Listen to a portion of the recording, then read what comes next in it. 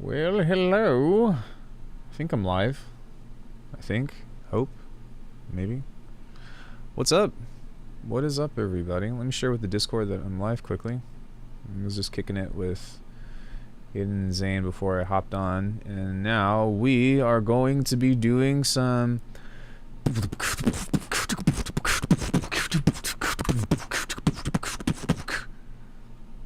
something like that.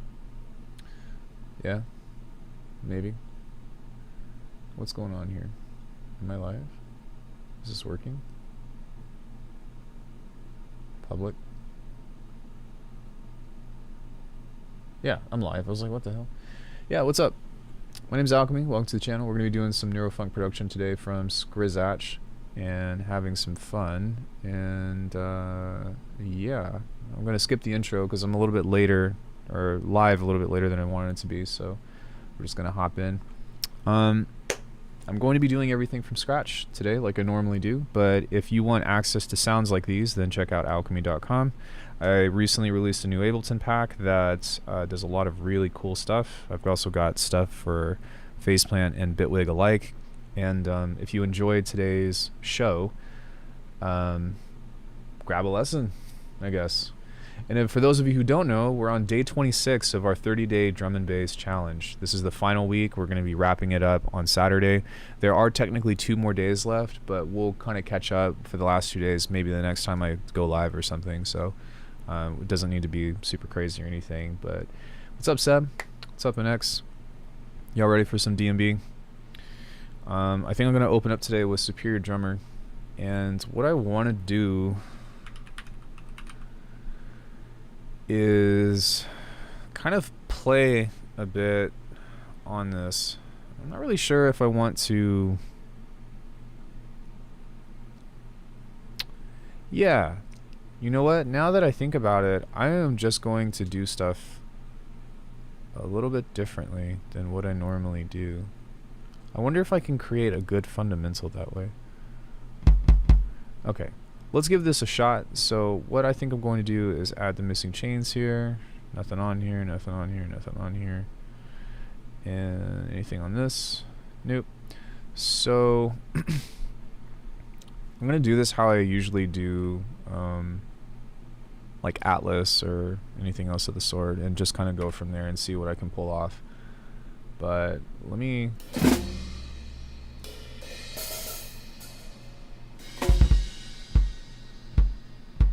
Let's go ahead and do that. We need to...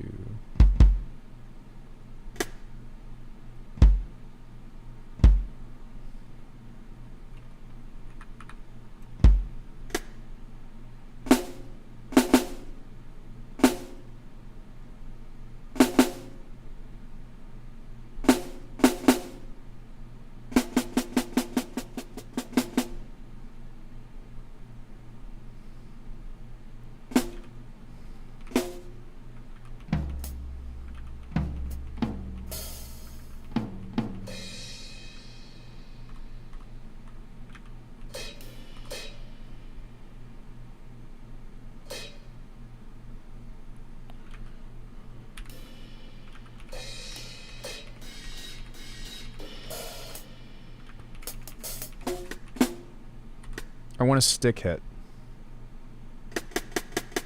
I got a stick hit. Okay, that should be enough for a kit. So this is how I normally make drums these days. What offer Bitwig in the area of acoustic sounds like drums? That's a good question. I think that there's some acoustic drums and percussion. Chromatic percussion, that seems more of like physical modeling stuff or organic things.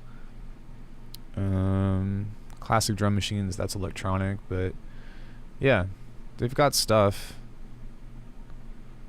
Cowbells, crashed cymbals.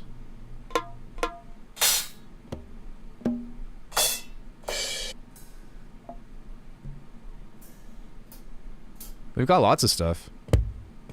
Wow, these are actually decent.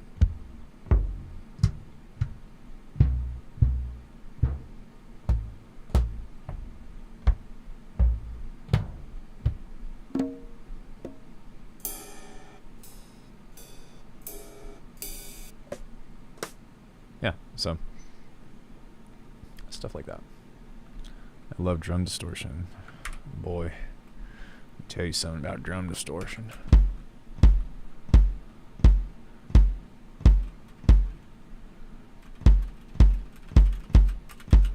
Okay, so now what we're going to do is we are going to get into my processing chain for stuff.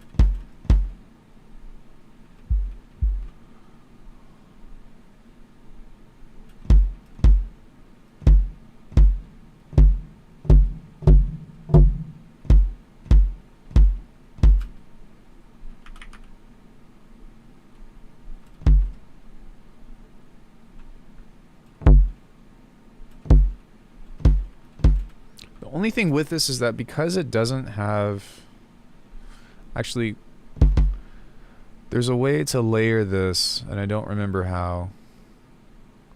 File, edit settings, keyboard shortcuts, stack.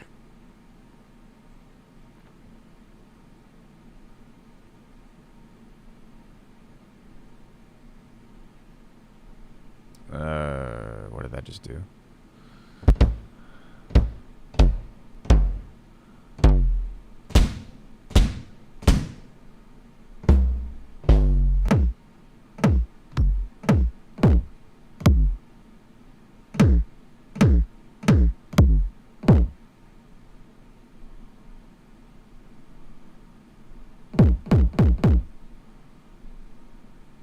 Wait.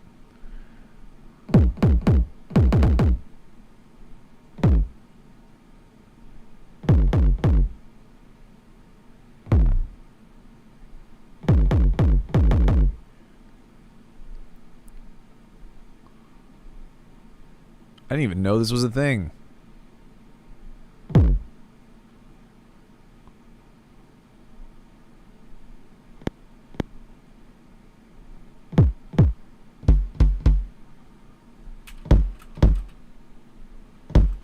Okay, that's starting to...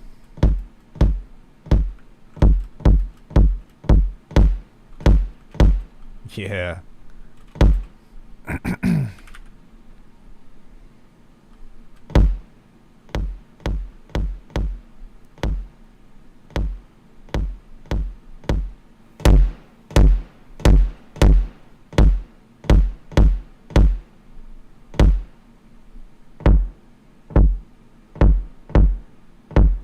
Okay, so what I want to do now is come back into that.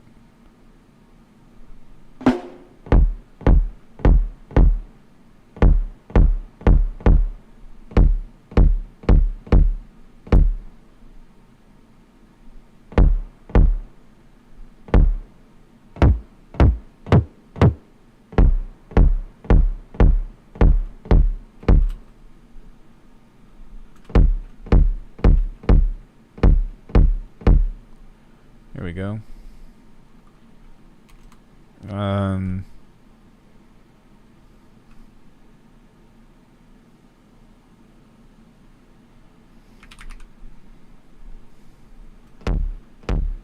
I was trying to think about what comes next.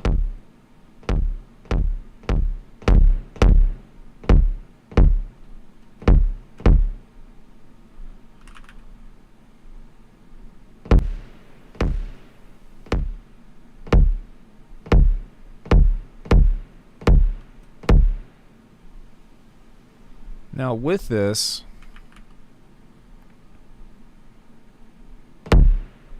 it needs a bit more of a transient, so what we need to do is grab a pitch effect here.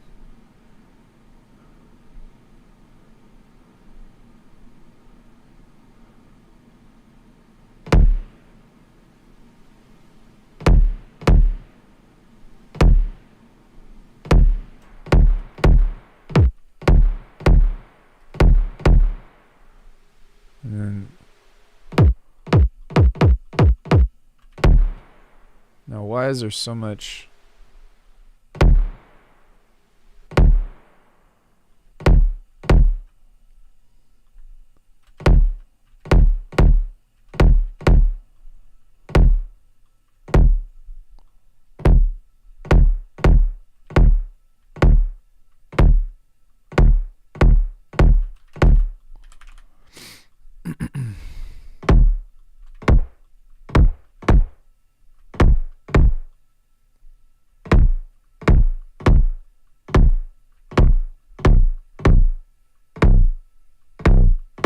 That's funny.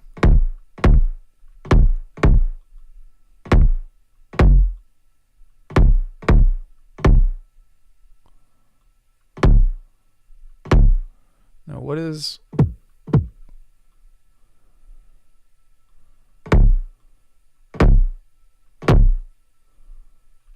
That's the boxiness.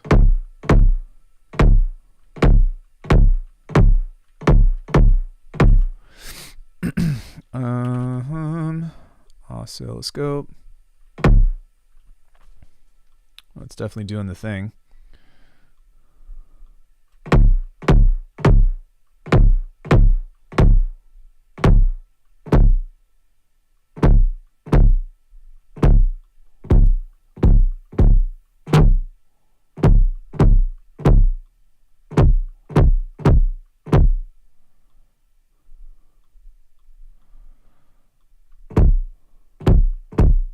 That sounds better.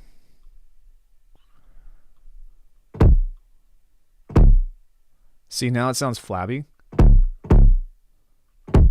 We want that to actually hit.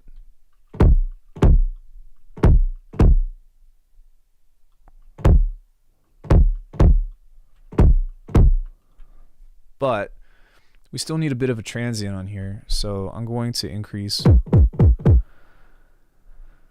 I'm going to increase this a little bit more. Oh.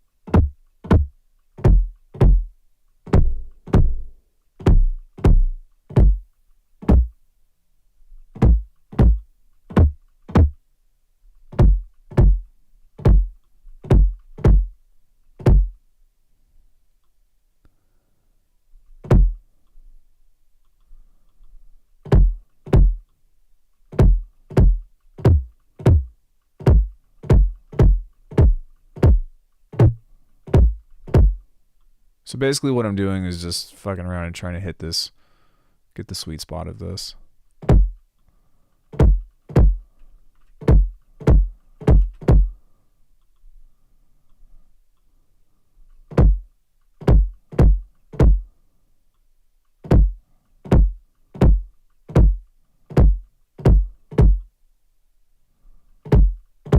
It's not bumping.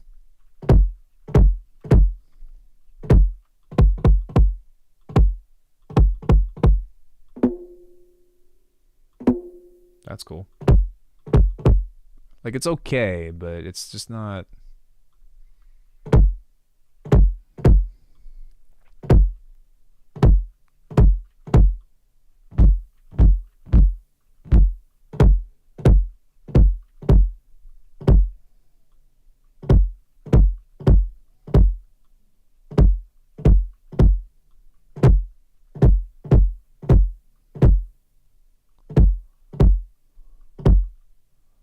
That's not bad.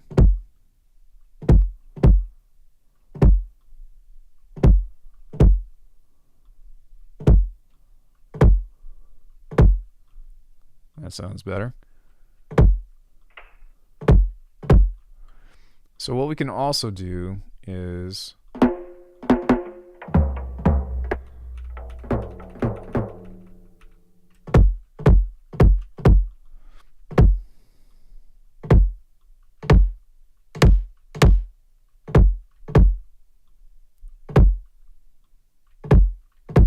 that sounds so much better.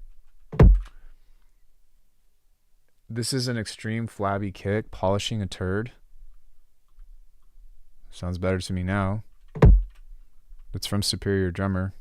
If you don't want to sit down and like look at the, you know, I guess sit through the process, like you don't have to, but this is part of it. You got to work shit out sometimes.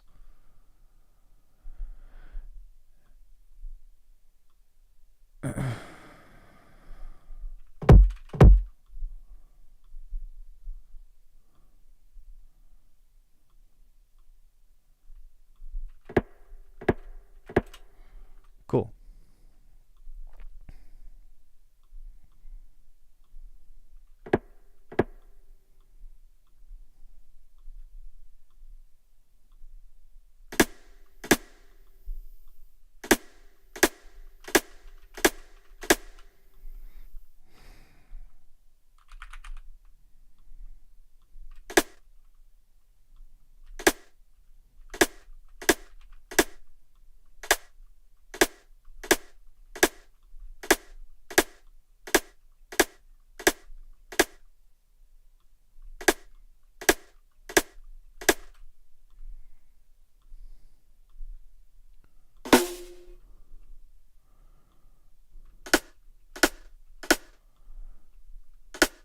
Actually, that's fine. Still seem flabby? Yeah, that's what I thought.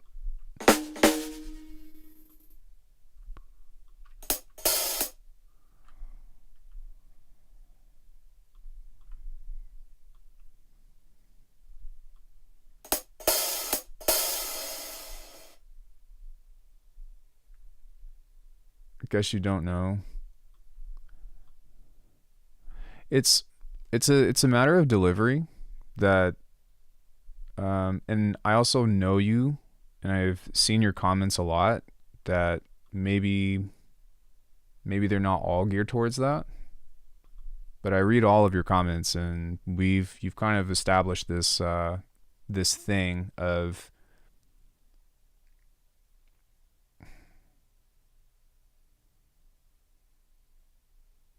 so it's a matter of if you want me to interpret your stuff as non-combative, then maybe don't talk about the sound itself, or maybe be more clear with what it is that you're trying to come off as.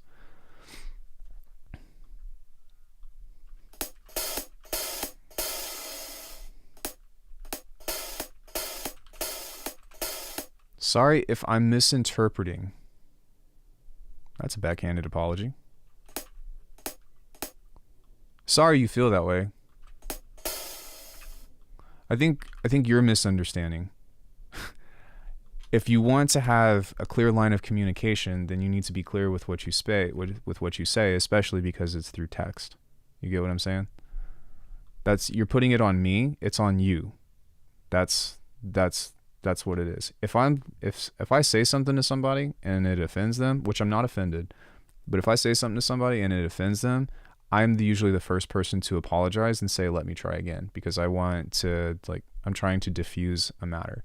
But when stuff comes off as it's your problem, as in it's my problem based off of what you're saying, then it kind of is like, I don't know, good luck getting through an argument like that.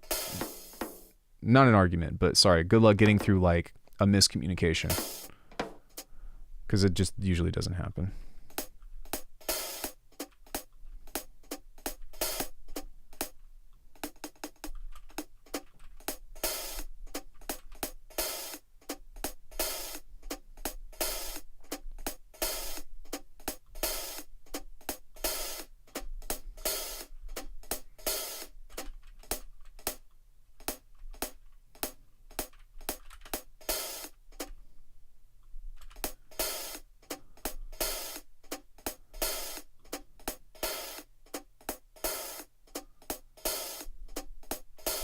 Let's play with pitching these up.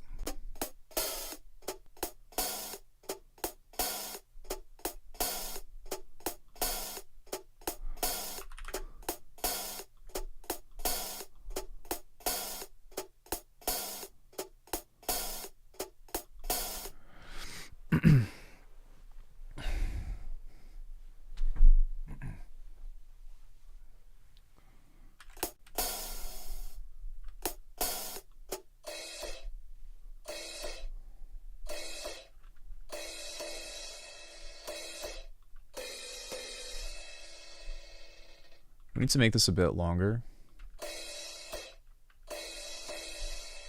And then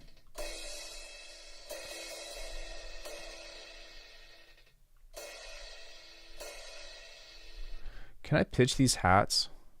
Yo, Michael, what's up, bro?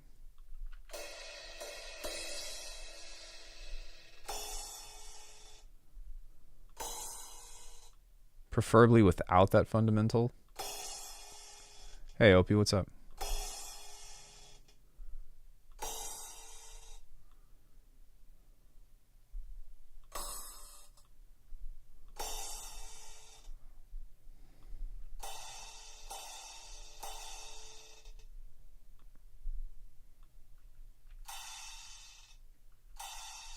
There we go.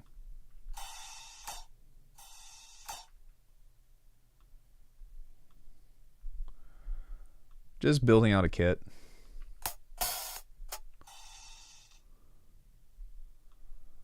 Getting all the things I need.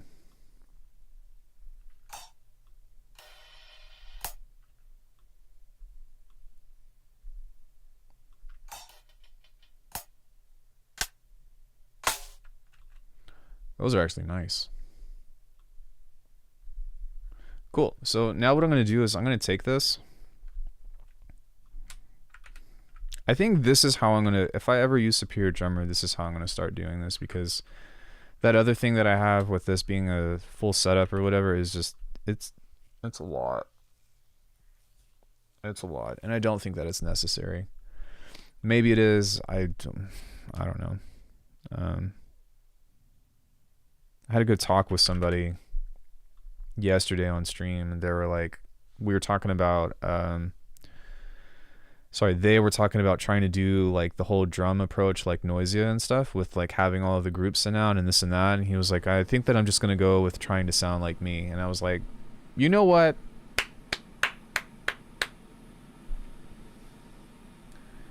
Do I agree that all electronic music is atonic?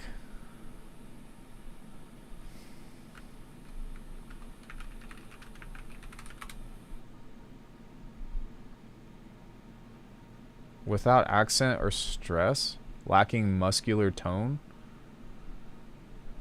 What? What do you? Can you elaborate? Because the definition that I just looked up of that does not. I thought that maybe I thought it was something else, but like, do you mean like it doesn't have a fundamental, or like what?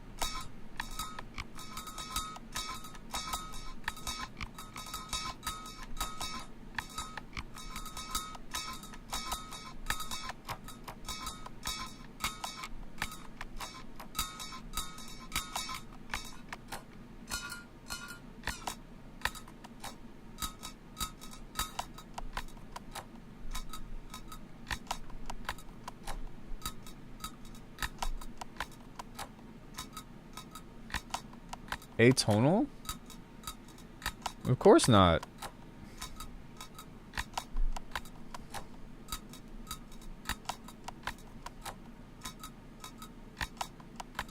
No, not at all.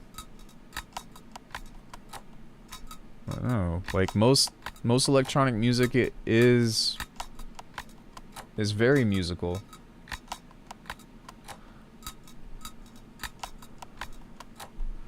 Well, the term atonal exists for a reason. Like, inharmonic is not a tone, you know? But yeah, no. I would definitely say that most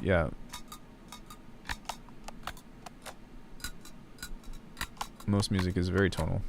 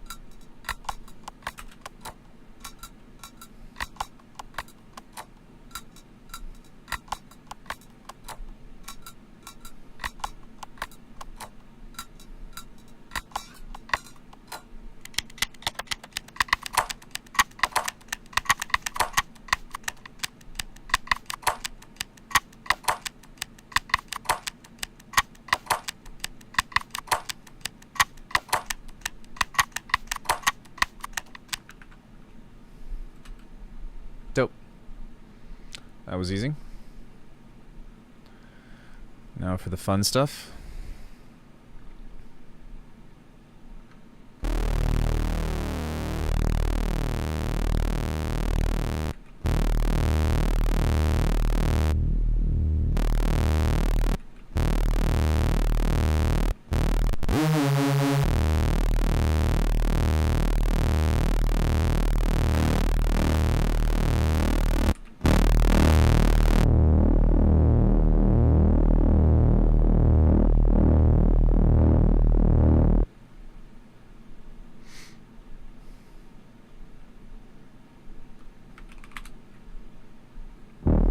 Recording to logbook. Yo, thanks. Almost him.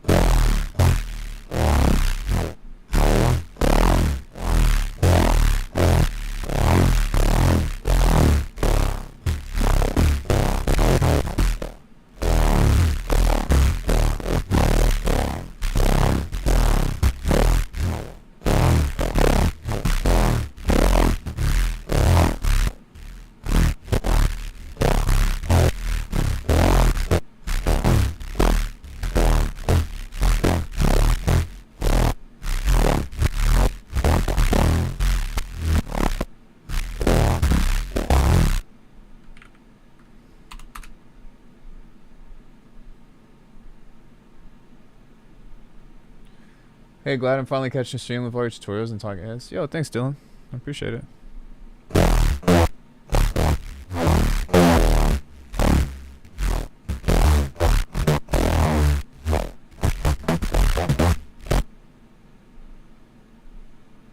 Yeah, if you got any questions, feel free to pop in and or ask whatever you got.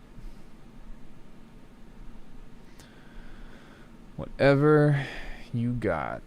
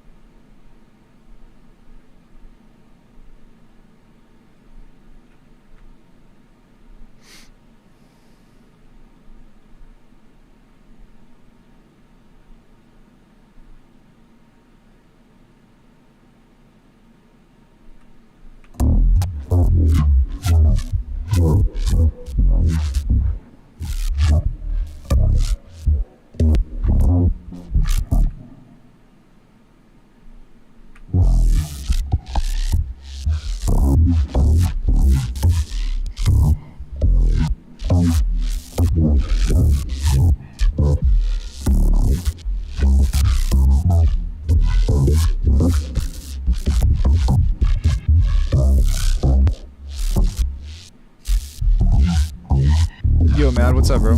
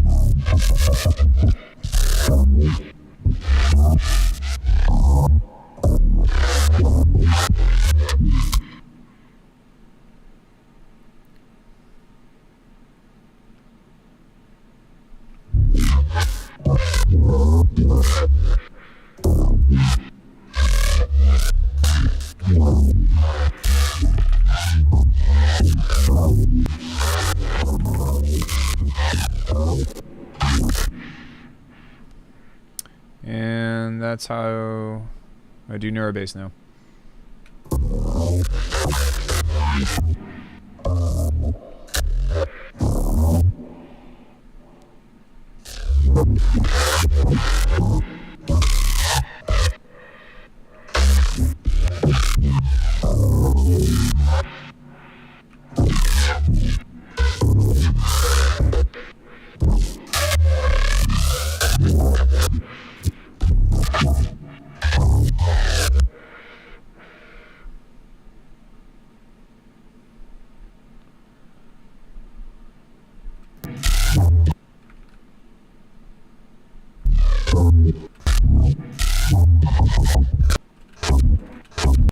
Okay, so now that I have that, I'm going to go for something that turns off the pitch variation.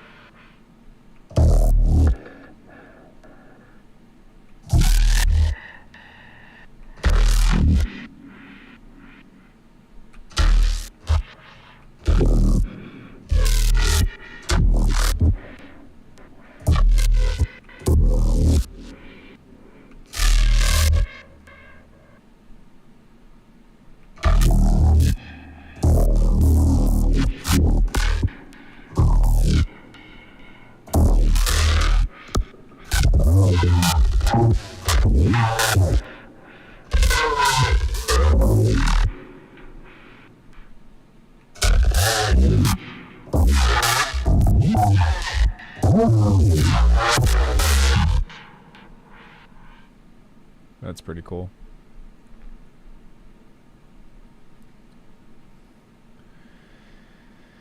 Yeah, I pretty much kind of Just, I don't want to say crack the code, but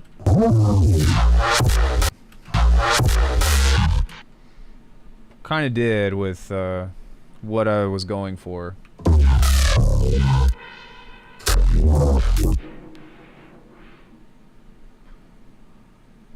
That's pretty cool. It was a nice throw.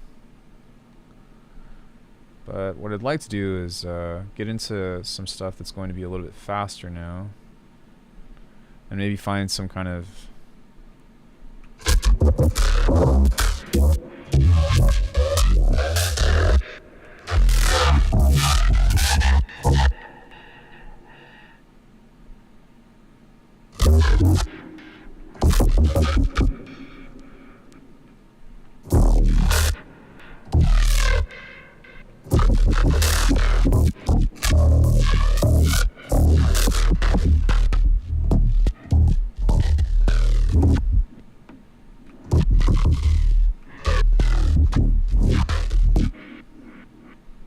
There we go.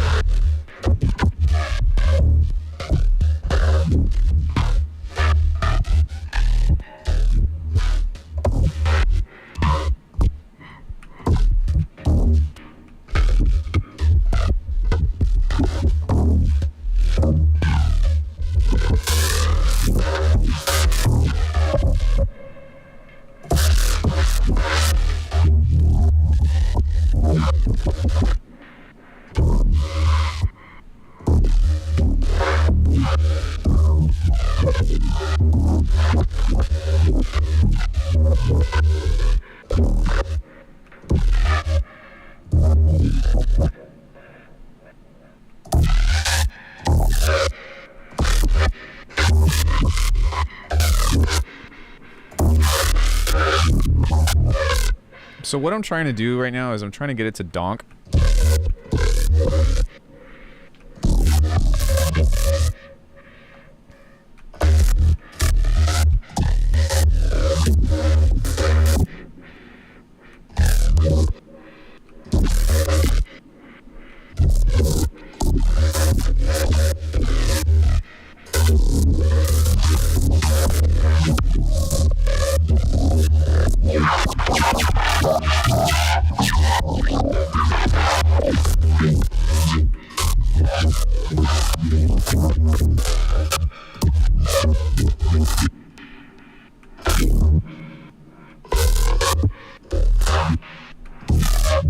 And really, the cool thing is, like, you kind of just have to mess around with this stuff to get what you want, so...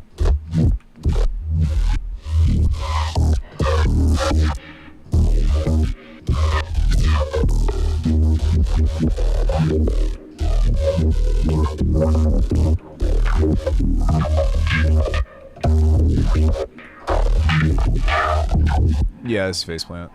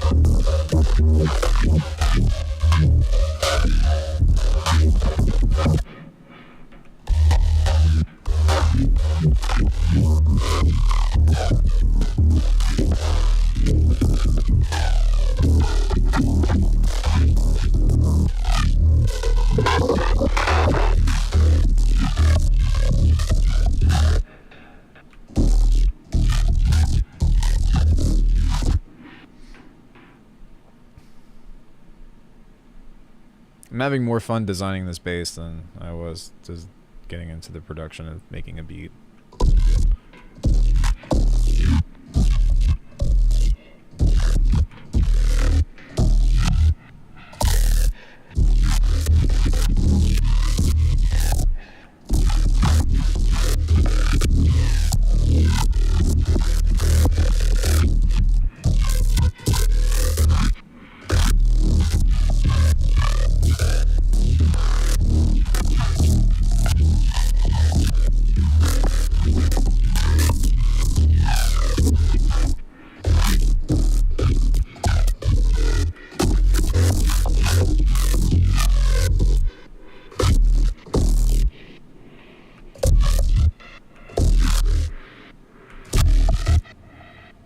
think any of those will work. Anyway, let's find something that sounds cool.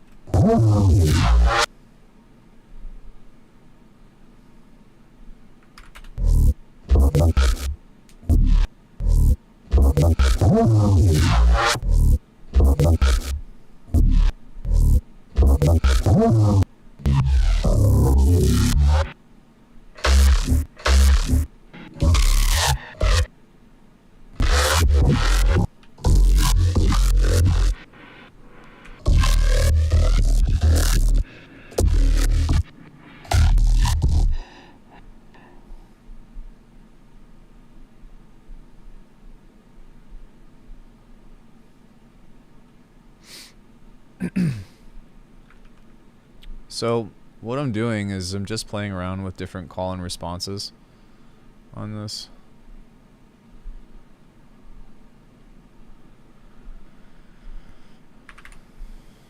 Just kind of throwing some sounds together and trying to create a relationship between them.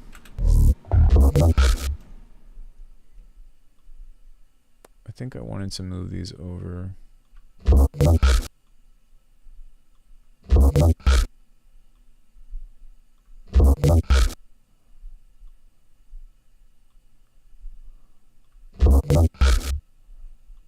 I had it right.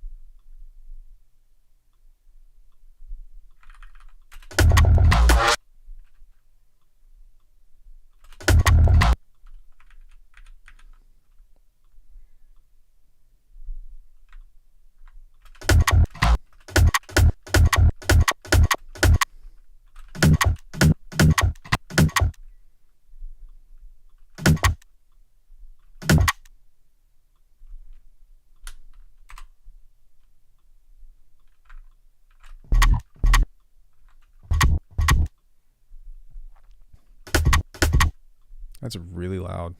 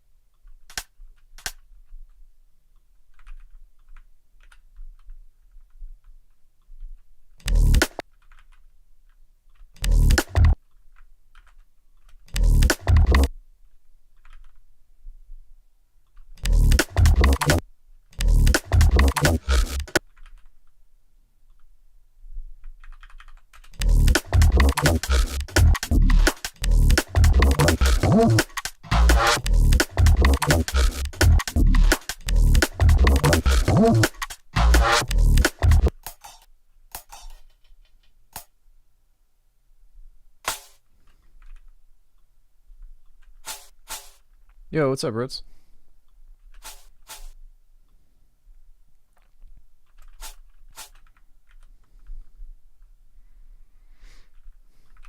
How goeseth?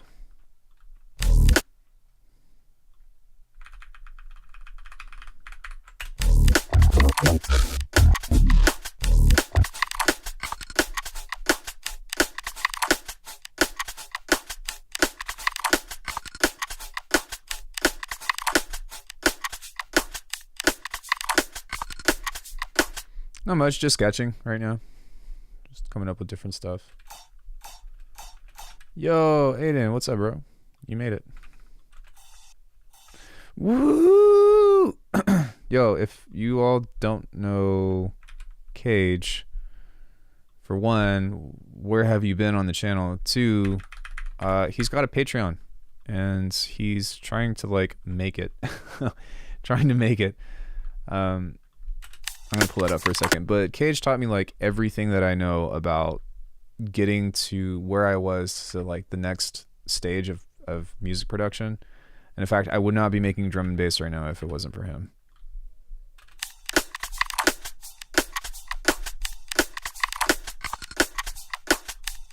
He also does lessons. I think he's been on the channel. We've had interviews. He's a fucking monster. And like, if you think any of what I'm doing is good, you should listen to him, because it's just like face melting.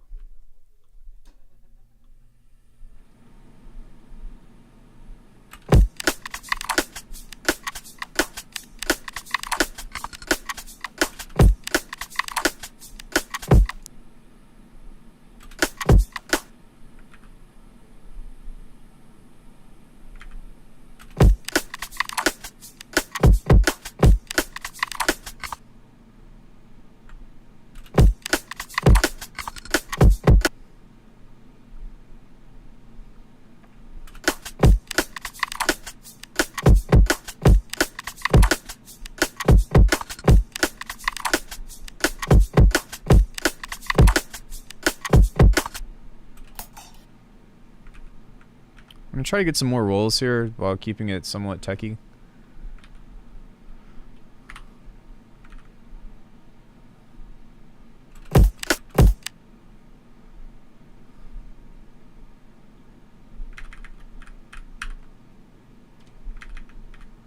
Actually, I probably should variate this, to be honest.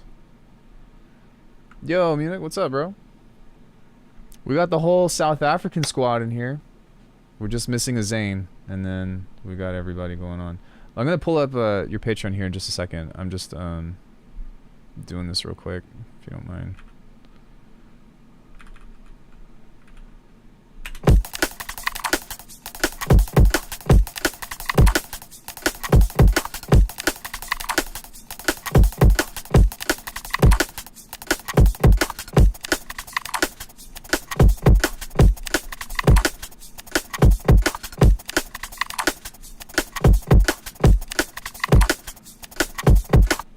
I think I'm gonna start over on this idea though. Like it's one idea. Making music along with me. Guys, let me show you this real quick. Please go support this person.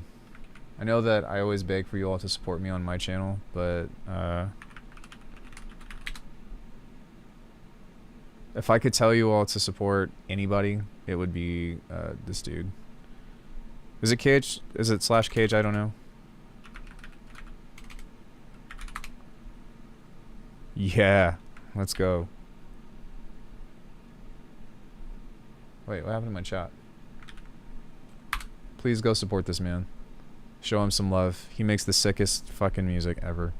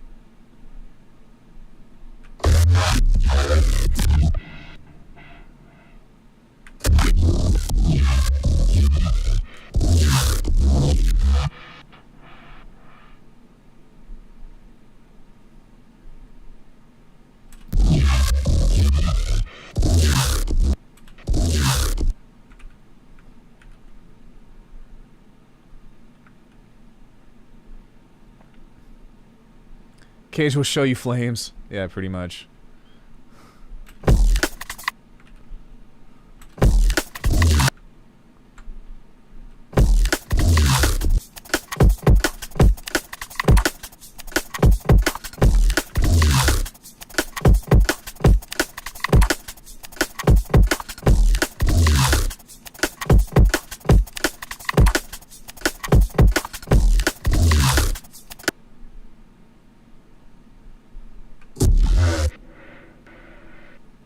Oh, that was cool.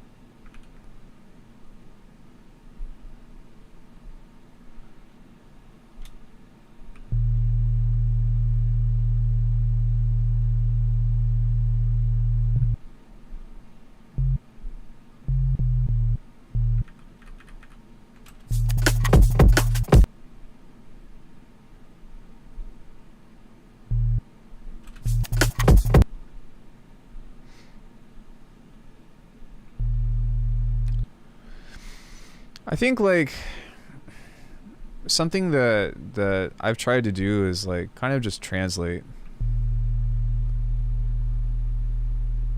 Jesus, dude, really? Lots of translation, so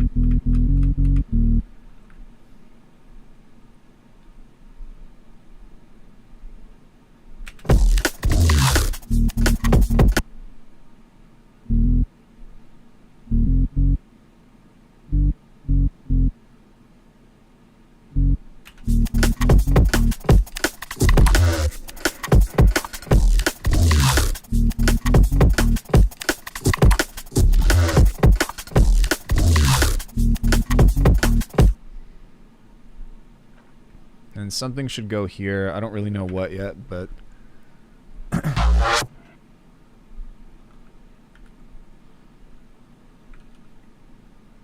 me just create this phrase because that would be cool.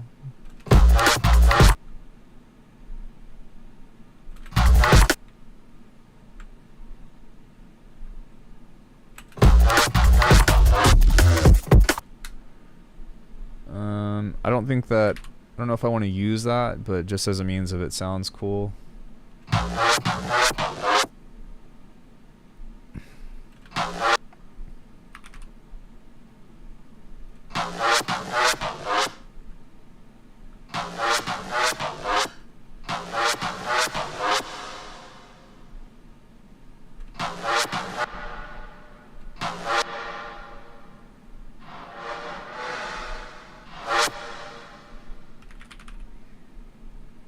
I got all my friends in the chat today. How is everybody?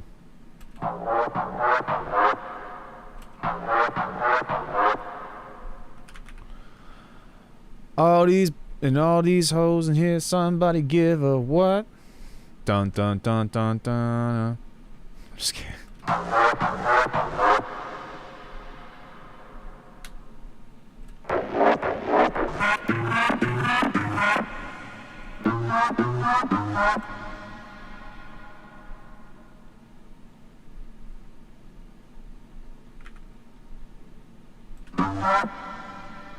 Do do do do.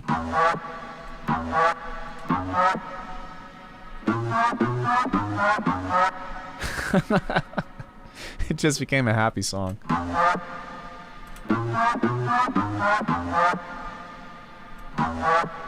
Alright, maybe not. That was worth a shot.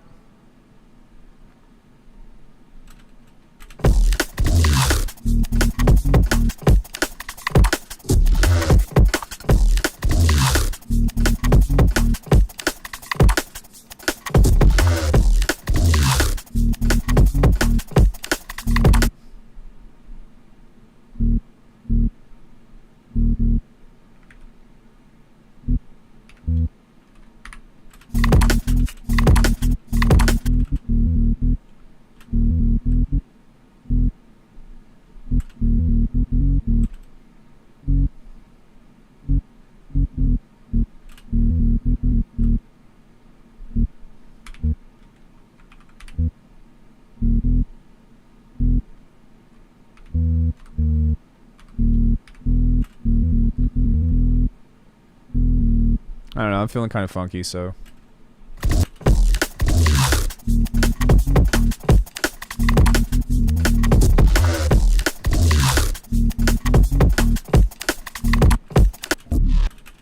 We need like a really hard fundamental right there, just like a blar. So.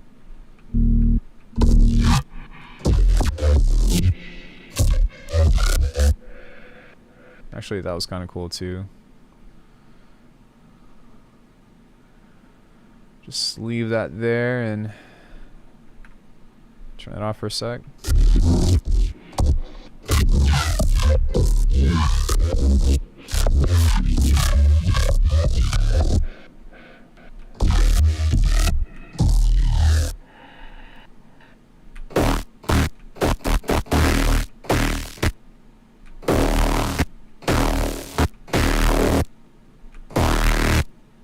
We can turn some of this off.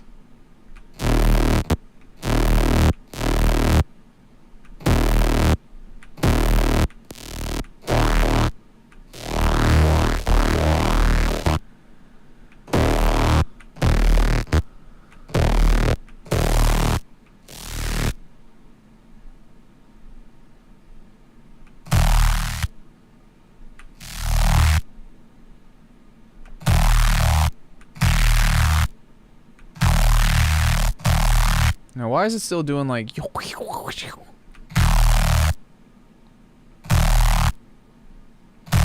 That's why.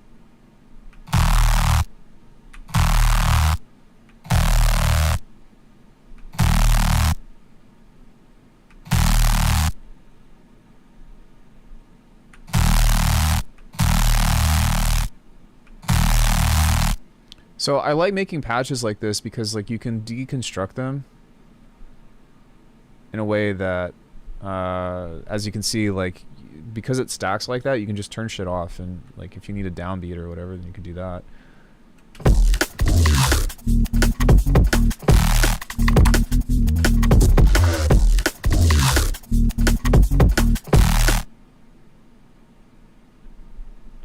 And then we need like a double thing right there, so maybe we can utilize this because I want it to be like dome, you know.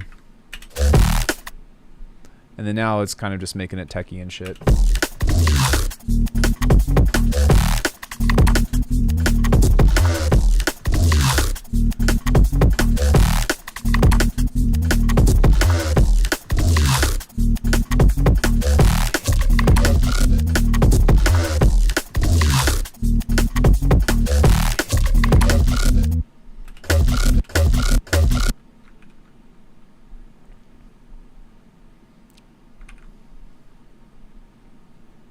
And so now I feel like syncopation with this to getting it to like funk.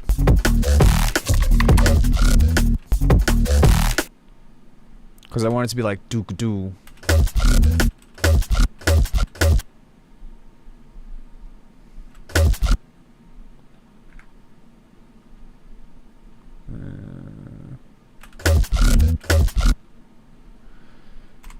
Hard transient right there might help.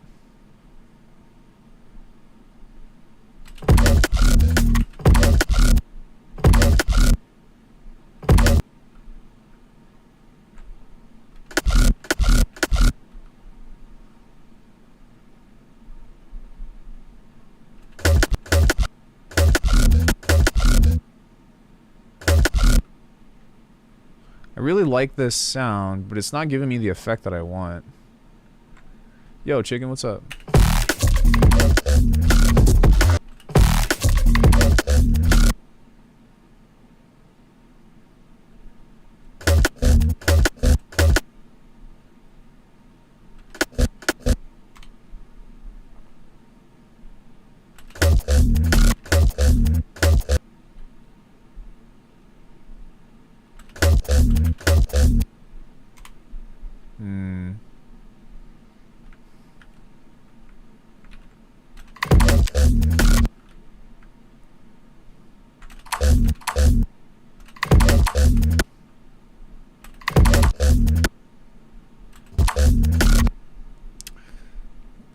I'll take a note of this and keep moving because I don't want to spend all this time on that.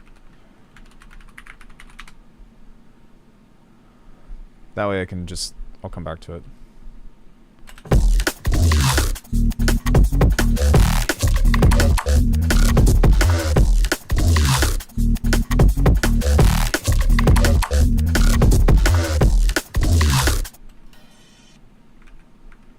Actually, there we go. I want this one. Are you still here, Aiden? I wanted to tell you that something that I started, that I kind of just decided to do today. Yo, what's up, Philippe?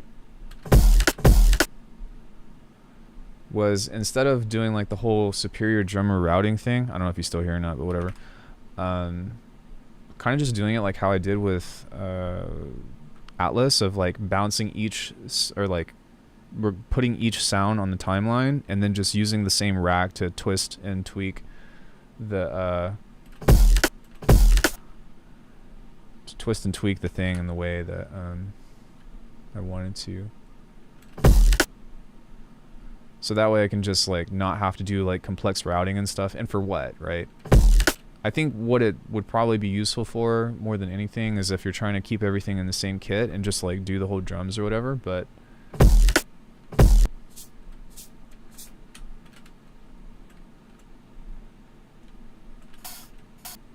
wait, where did I put that?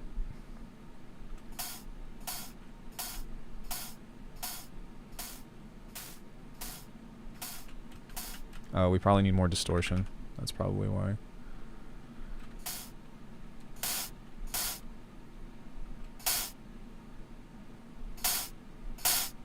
But yeah, if you do it like that,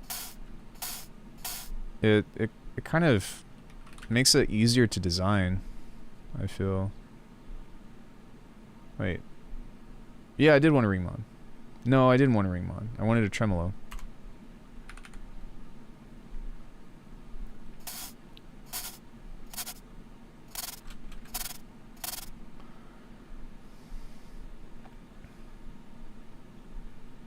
Here's another trick that I learned from Aiden.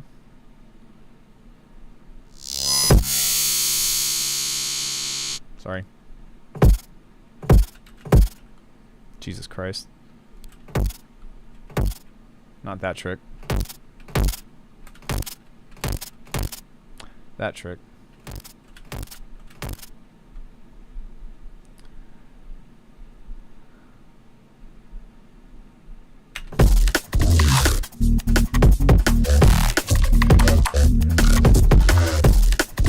Probably use it, to be honest.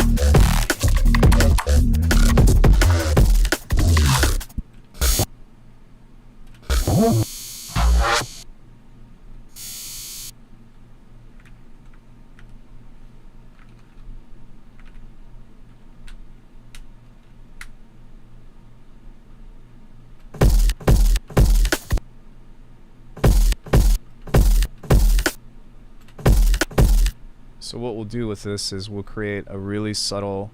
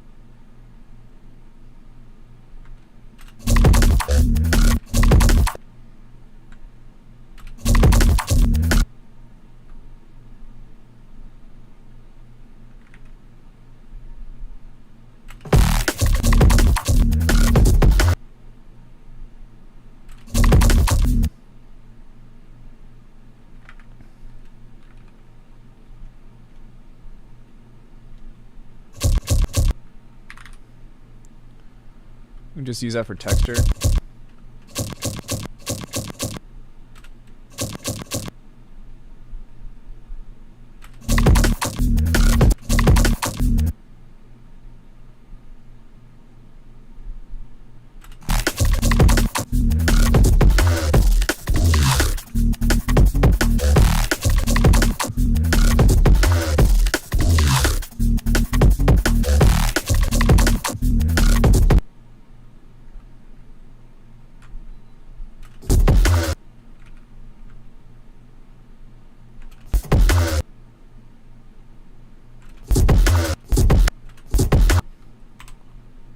I want something else right there.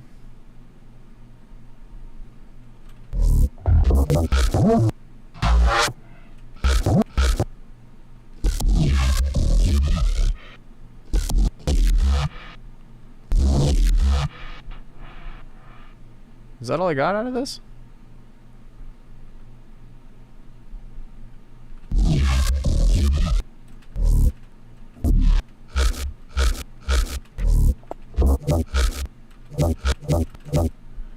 Really?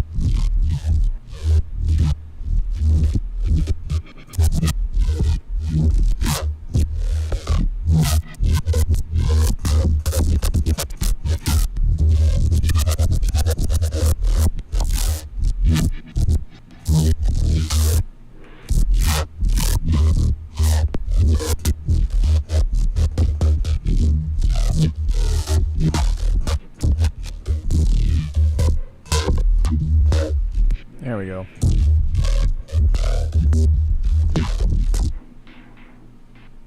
Somewhere in there. That's what I was looking for.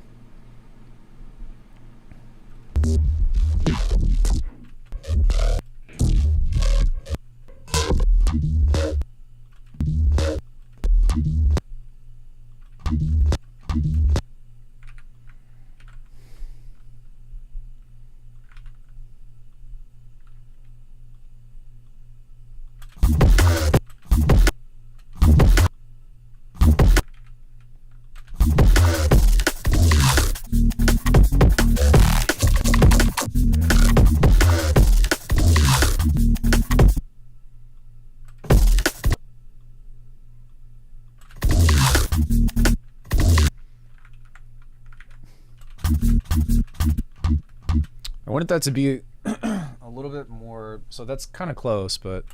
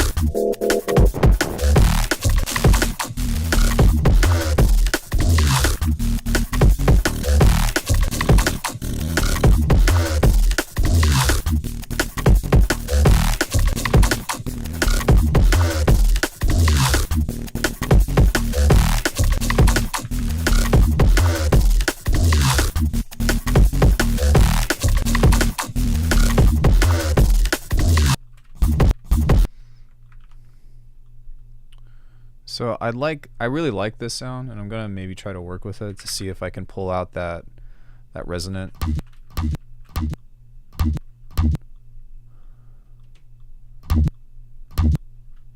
Obviously it's clicking, but let's see if that maybe helps out in the mix a little bit.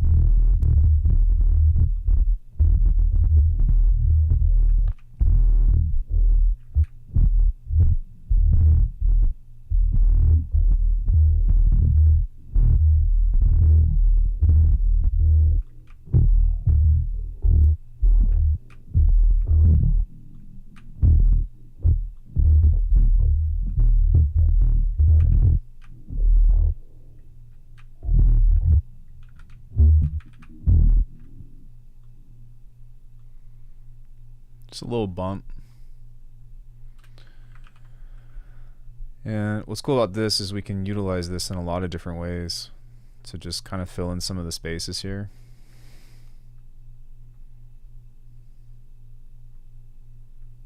If any.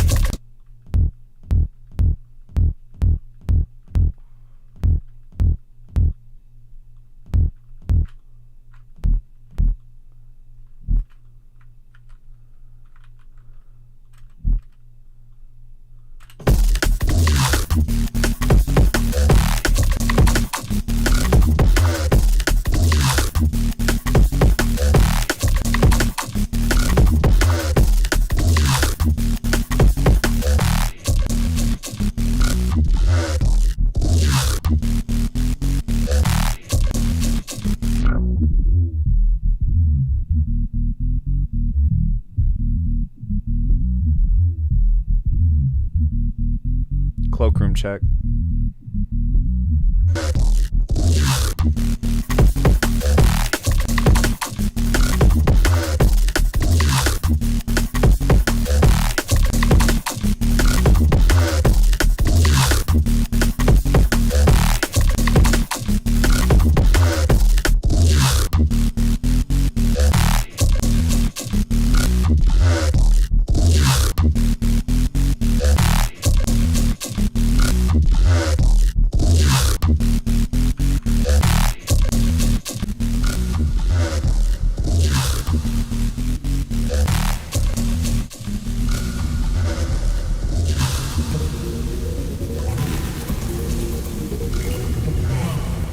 What the fuck?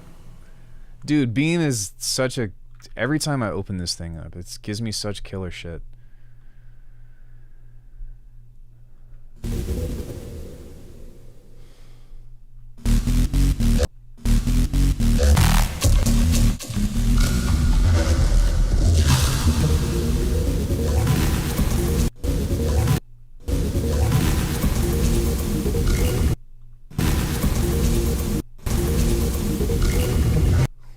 Like, that's so cool.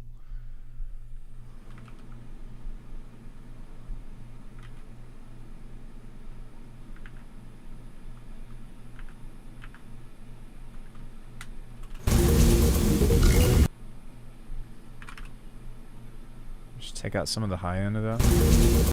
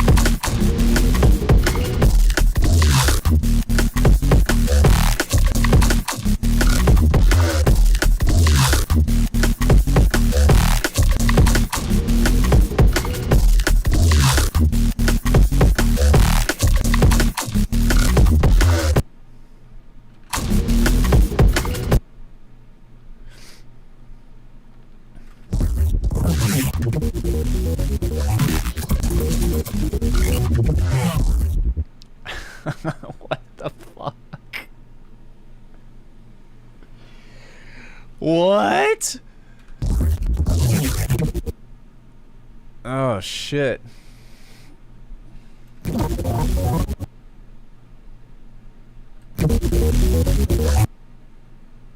Okay, so we can replace this with this somewhere. And just move that in the background.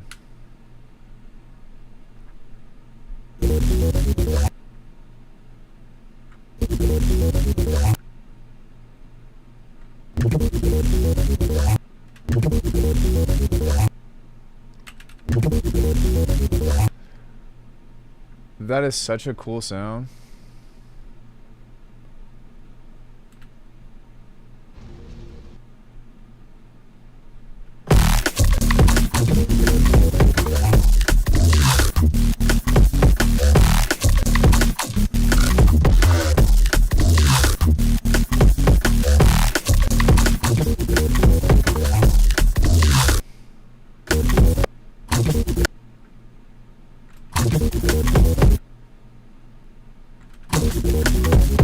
I gotta time it though. It's like triplets.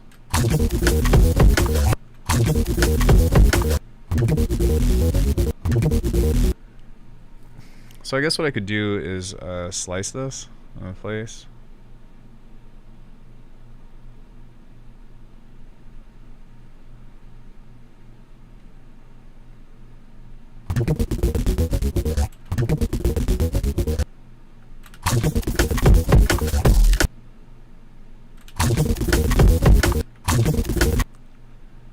It's not quite what I want it to be, but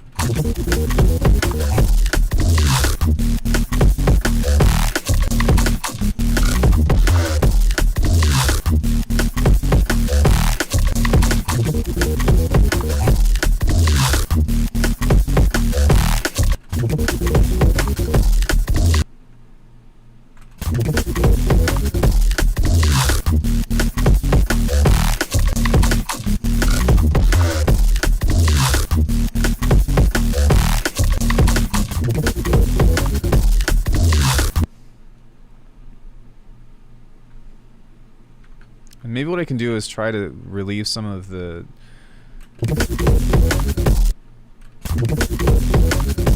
maybe what I can also do is try to quantize this as well, so that way the transients line up.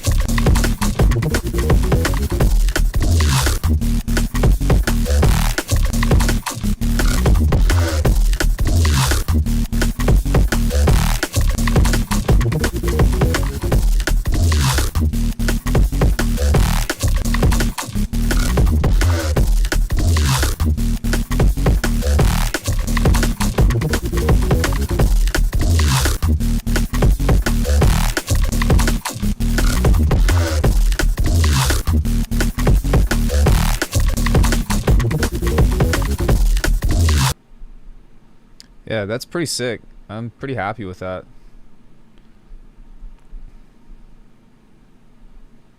Like, the melody kind of came out, but it would be kind of cool to, like, I don't know, we're only doing 8 bars, 4 bars, I guess. But in light of that, dude, drum and bass is so hard. Oh my god, you have no idea. I probably made it look relatively easy, but oh fuck, drum and bass is so hard. There is zero fronting on that. God, drum and bass is fucking. Anyway.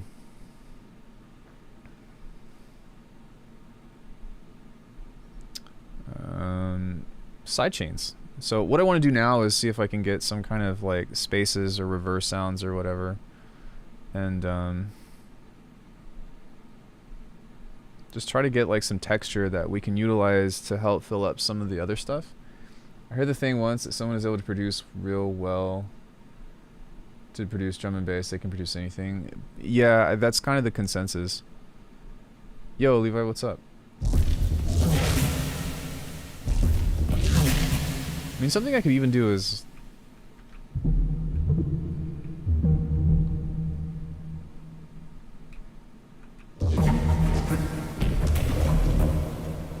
We're good, man. I tried Bliss. Bliss. No. I'm not really into squelches, though, to be honest.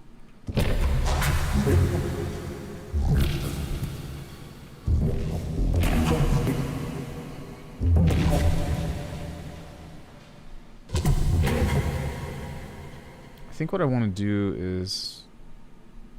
I think I fucked up.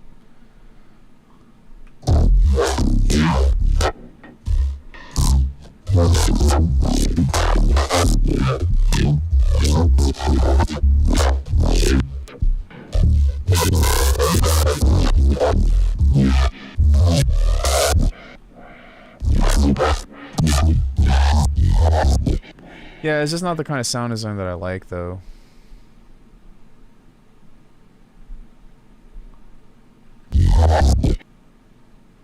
That's the kind of sound design that I like.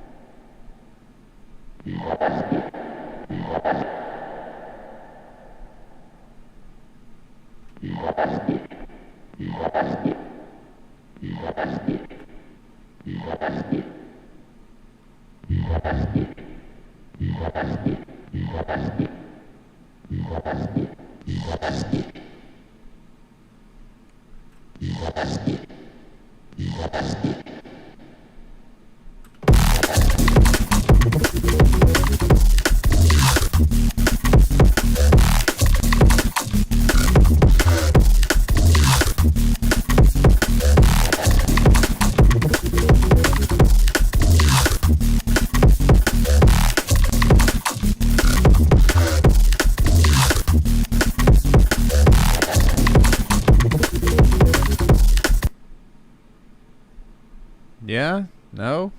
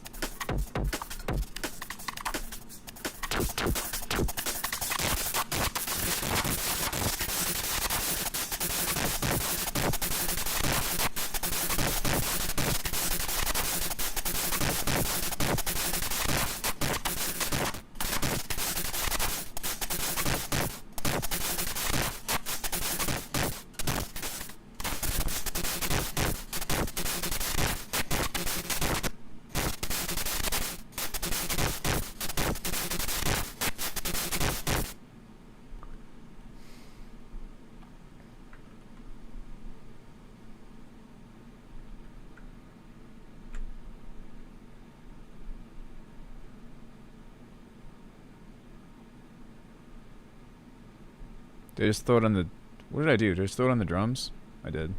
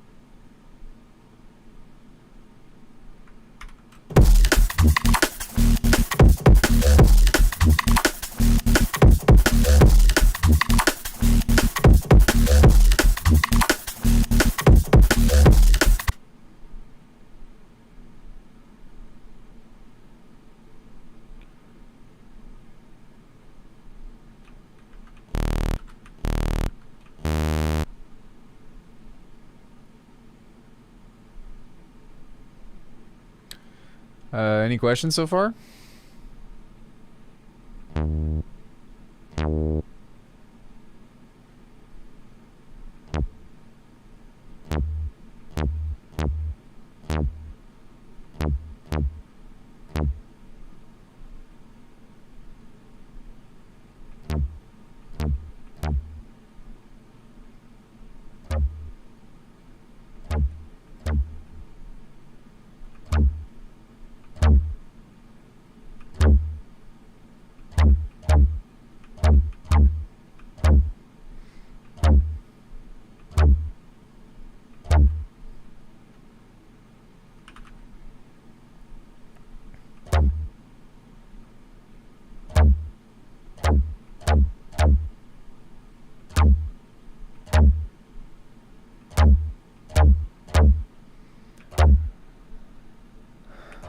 Many things can be recreated.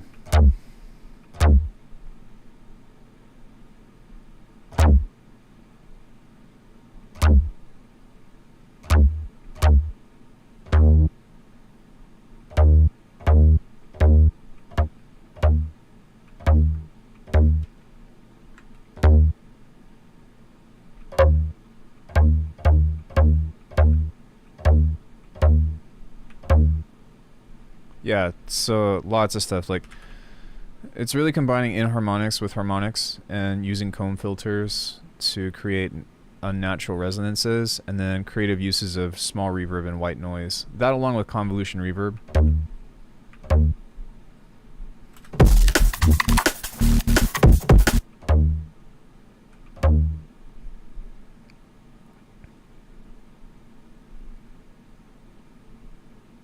It's pretty money.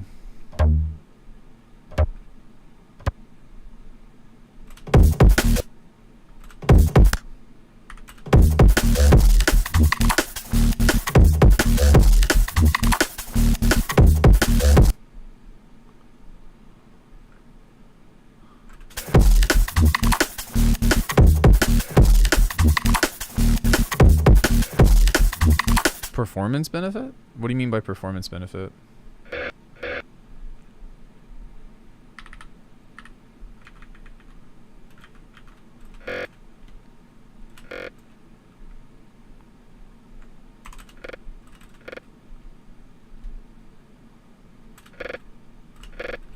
I'm gonna use it for now.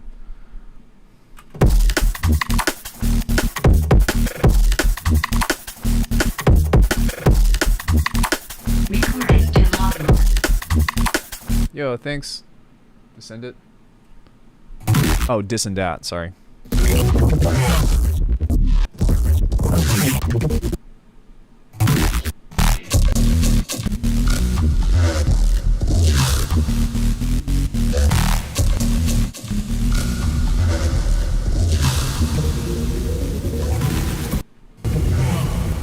Well, the benefit of it being in one patch is that you could,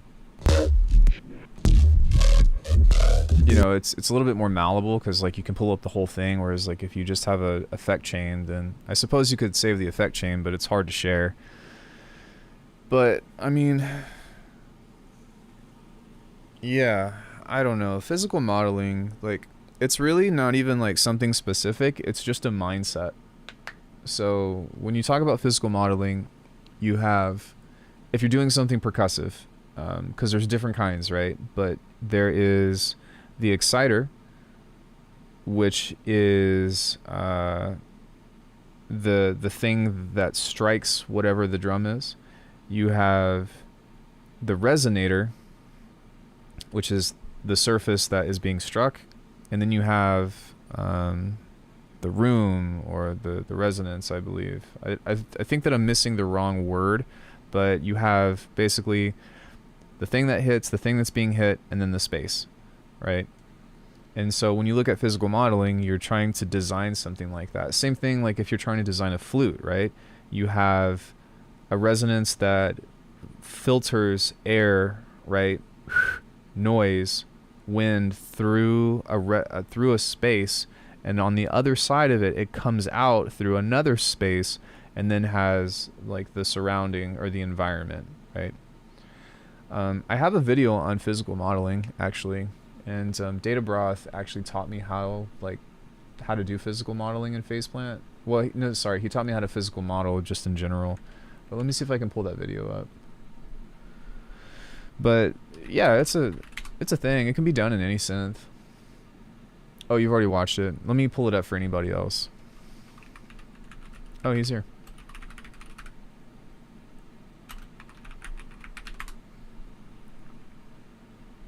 Hey, there you go.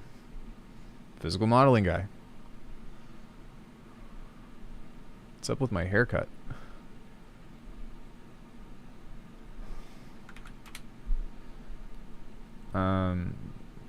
But yeah, you can kind of just go based off of that and get some pretty cool stuff. And then you just need to decide what kind of instrument are you designing. Like, does it have a lot of attack?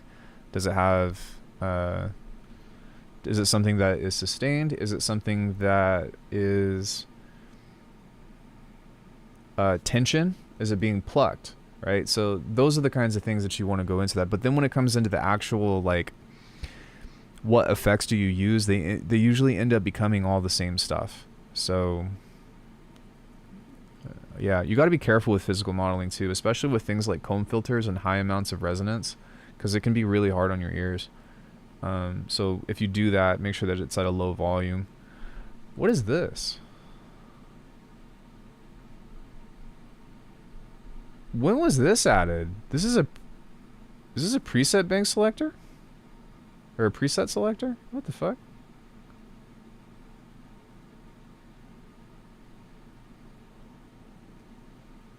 It's been there for a while. I have never seen that. Oh, this has a built-in sidechain thing to it now. What? Does every plugin have this? Well, I know that, like, Pro Q3 supported sidechaining, but I thought that it was... Okay, so it's not on everything. All right. Okay, I'm not that crazy. I just never noticed that it was on Pro Q.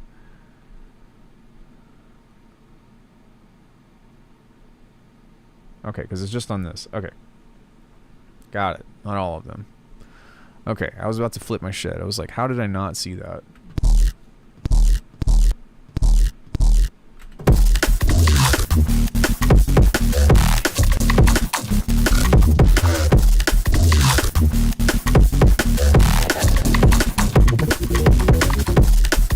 It's like a preset selector.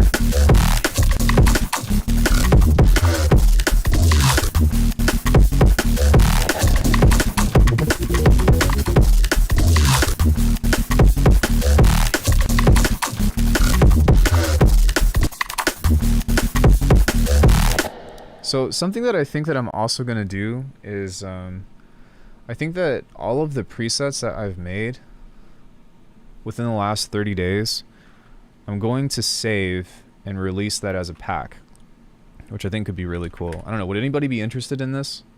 As like the basses and just the other sounds that I've made as far as patches go. Like, I don't think that I'm going to go all in and be like macros and stuff, but I will always buy your pack. Thank you. I appreciate that. If anybody has Ableton, I just put out an Ableton pack. Also, I already have basses like this available to a much more in-depth degree, but this is just new. And this is also...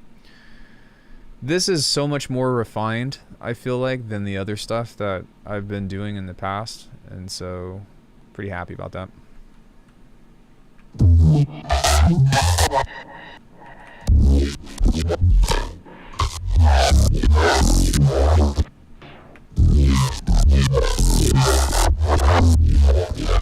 Yeah, cool. When am I going to drop the FL pack? Do you want to share your license with me? Hey, prior to zero. Do you want to maybe or loan me a license because I don't want to buy it, and then we could talk about what I could do? Or if somebody does that, I'll give you the pack. I'll buy you a license for FL right now. Yikes. So what do I like? The thing is though, is what would I even be using? I could. The thing is like you guys, I put so much work into the Ableton pack, and I don't think that the base version of FL comes with Harmor though. That's the only thing. I think that it only comes with like... Does it even come with Citrus?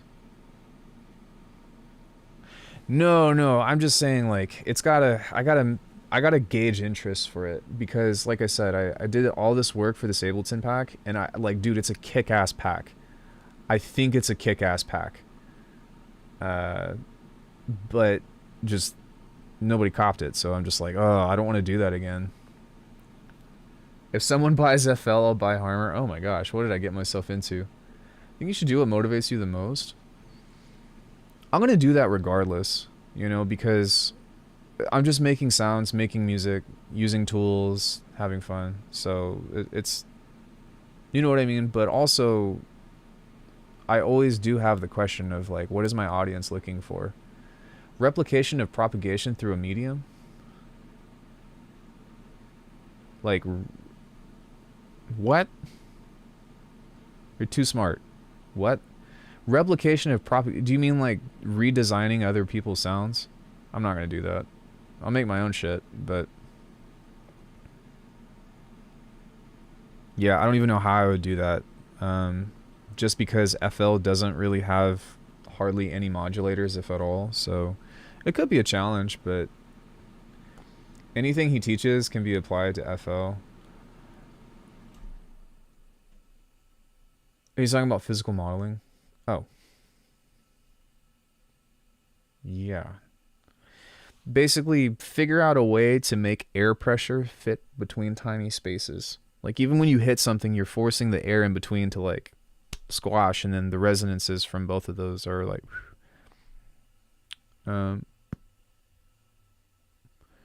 Data, can you help me with this? What is the third term with something percussive? It's the exciter, resonator, and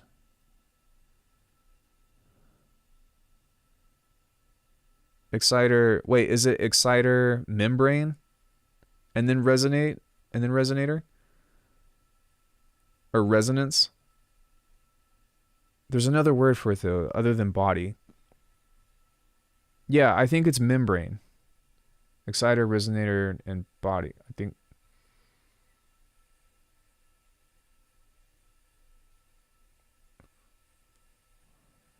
Membrane is the resonator. So is the body the space then?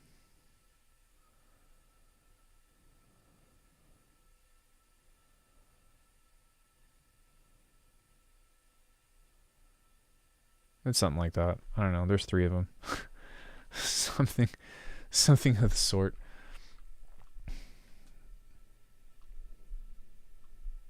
Yeah. Does anybody have any questions about this particular project that I just did? How long did it take me today? Not that long. Yeah, about 2 hours.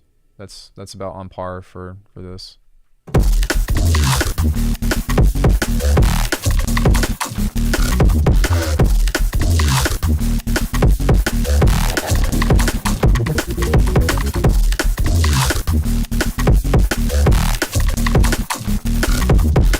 I'm actually happy with these drums too. Like I made them in Superior Drummer, and these are like some of the better sounds that I've made. Not familiar with any other term. Space would be the room. Nasty roller. Thank you. Yeah, it's fun to just like whip up a patch and make some drums, and then just pretty much make everything out of that. So I'm not even like designing anything else per se. It's kind of cool. No difference between a room and a body, just a matter of categorization. Yeah, that's fine. I just wasn't sure like wasn't sure, but basically, yeah, 3 dimensions of a percussive sound, and then with anything else, you kind of take that and replace the format, right? In many ways, the room you're in is just as much part of the instrument as the instrument itself. Yeah, absolutely. And that's why like it always has to be factored in, because if you just take the exciter and the membrane, it would create a dead sound, right? Because there would be nothing there would be no space for the air to travel if it wasn't in some kind of exterior thing. It would just be or something. Yeah, funny enough, piano is actually considered percussion, so there's that, which I find to be interesting. But the fact that it can also be somewhat considered as a string means that like when you're physical modeling for like I guess like a guitar or something that has some kind of string to it, you have to focus, or like you have to be mindful of the tension that you're either rubbing against or plucking or slapping if it's a bass, or you get what I'm saying? So like really it's just an awareness thing about like what it is that you're trying to focus on. And once you have that, and the cool thing about physical modeling actually is that if you practice physical modeling, they will help you so much in like doing sound design to movies and games, because you have to constantly be thinking about, especially in 3D, proximity, as well as interaction, as well as as well as the environment that those actions are placed within, you know. It's really cool and really neat. There's a lot of lessons that you can learn from that. I know, I think Venus Theory just posted a video on like how to get started in game design, and I haven't watched it yet, but I'm actually like, I'm going to, because that seems interesting to me. But yeah, it is fascinating shot for sure. I love that shot. It's a good one. Regarding that, I've got this war dub that I'm working on that I can play for you all. Maybe I don't really know what I want to do with it, but I can just play it, and then let me export this real quick. Ignore you? No, why would I do that? I don't ignore anybody unless if they're saying dumb shit.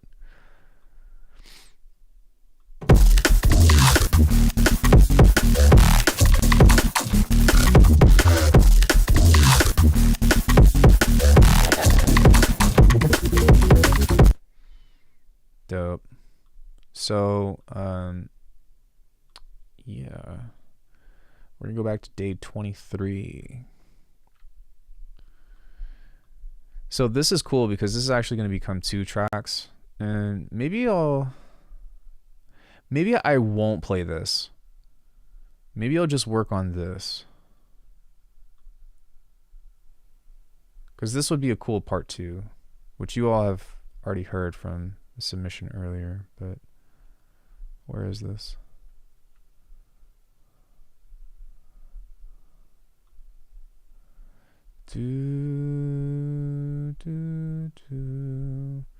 No, tell me I didn't do that.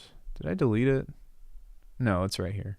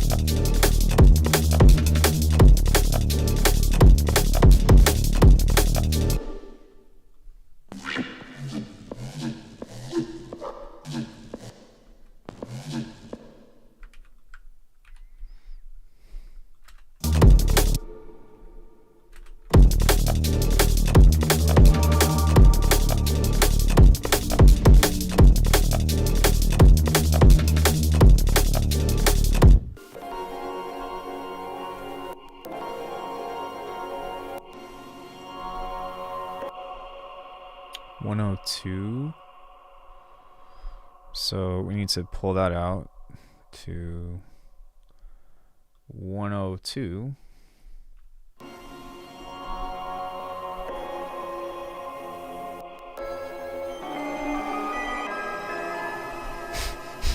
Nice.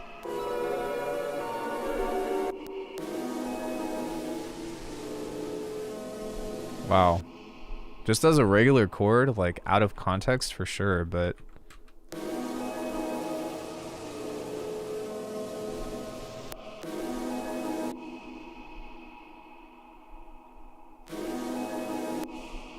man, that sounds awesome.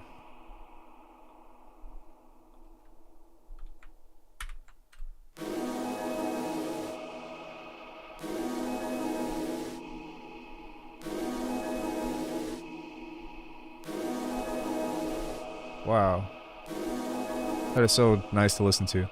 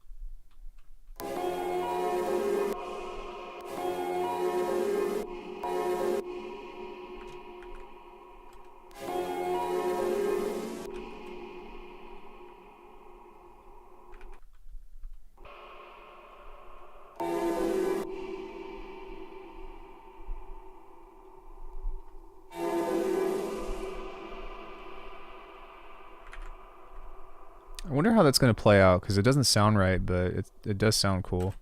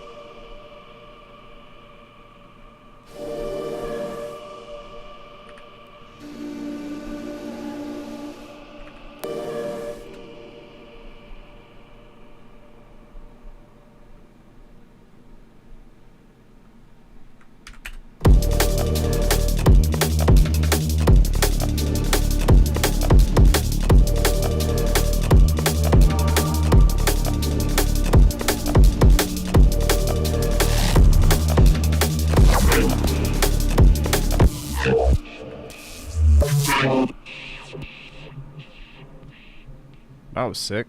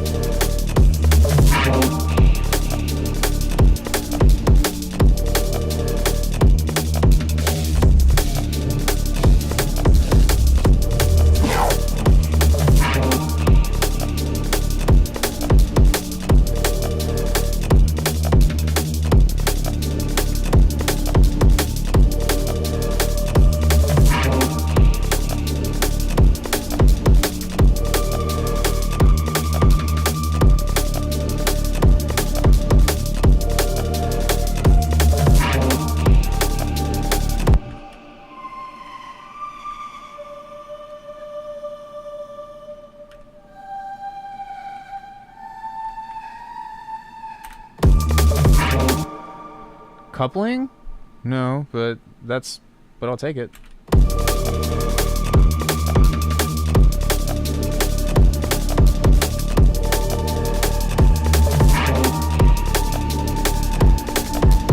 Nice, I like that a lot.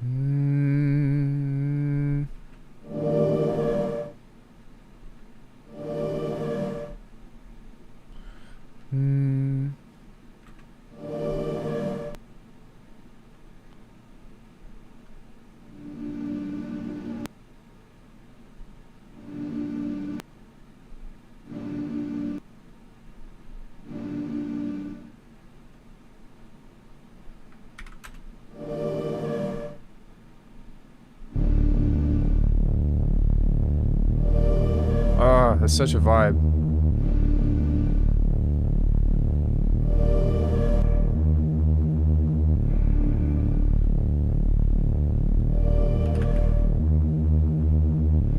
Wish the sample editor and Billy also had... Yeah, that would be super cool.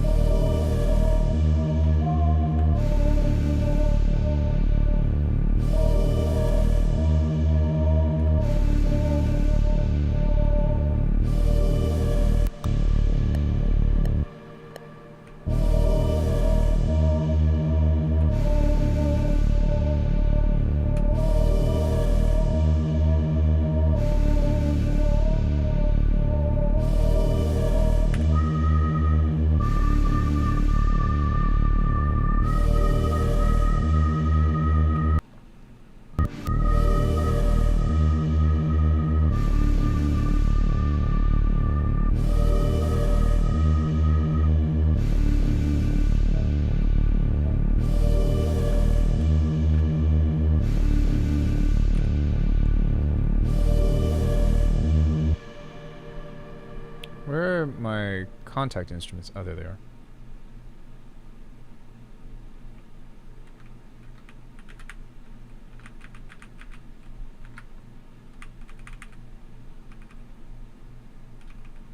Is there nothing here?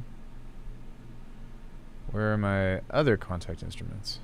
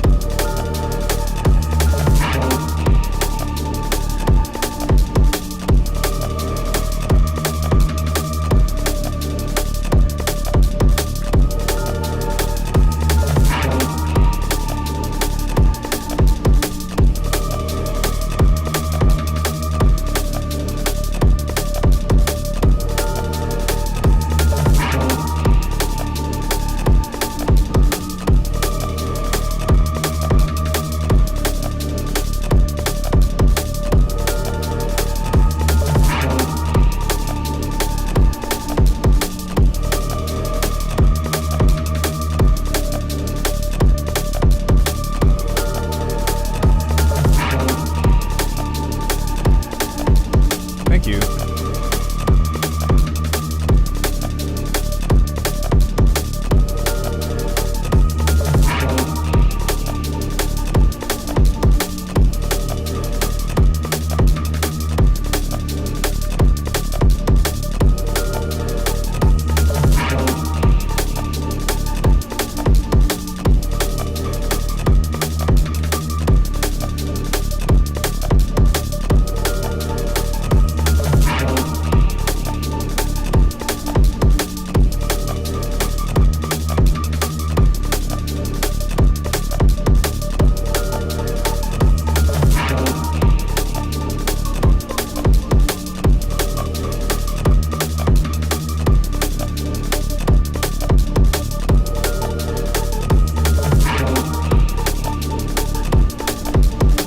This is actually a remix of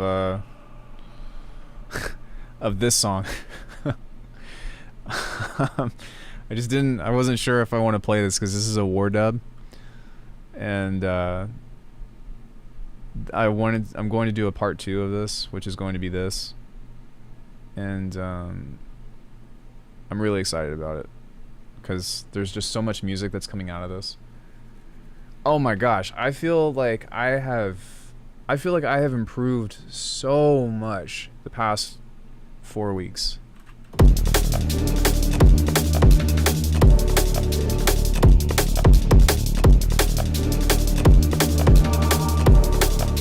What is the name of the song? This song? Or what song?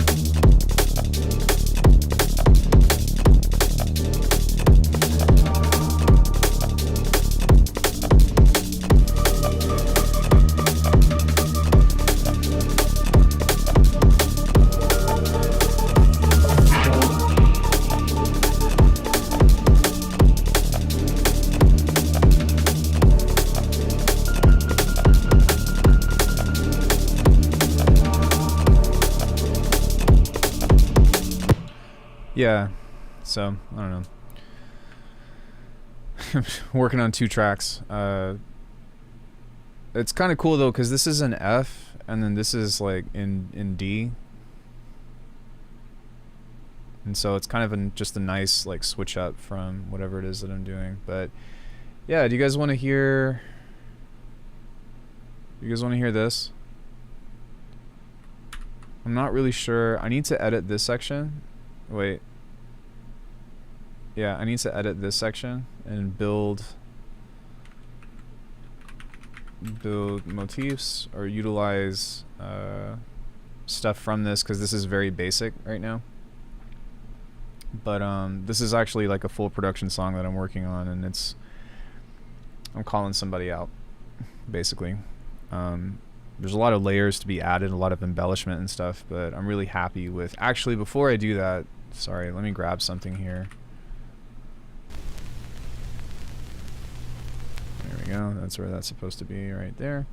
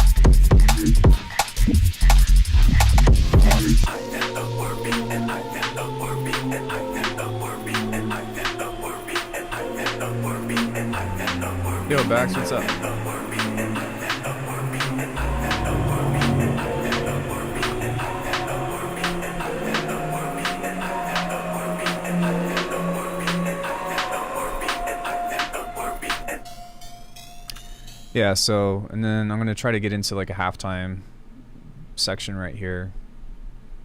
And I'm not really sure what I want to do yet, but there's going to be that. And I'll probably end up doing that off camera or off stream at some point. But yeah, a lot of fucking music being made for sure. But yeah, I'm pretty happy with how this is turning out. It needs a lot of layers and embellishment and stuff, but as a means of having the arrangement and the composition, I'm pretty happy with it. Sick of these fucking people telling me that I don't know how to compose. Not to say that this is a masterpiece or anything, but it's like, I think where I'm at is like, if you can do better, then fucking show me. There's a handful of people that I know that would fucking smoke me. But I don't know. I think most people would be willing to listen to this all the way through, at least up until this point. So, yeah. Any questions, comments, observations? I need to make a thing here. Please play it again. Do you want to listen to it again?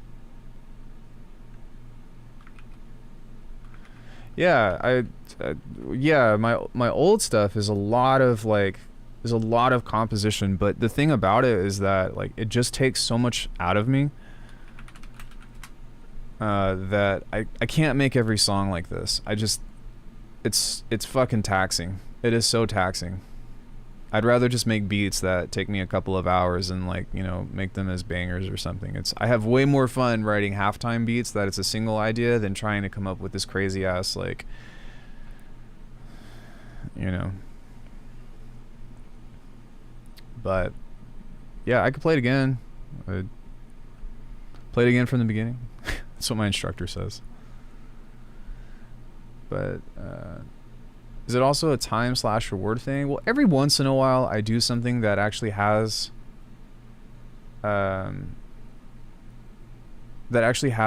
a bigger composition. But to be fair, the last time that I did something like this was for Ruminate, and the time before that it was Only What She'll Think, that remix that I did from that Twitch guy.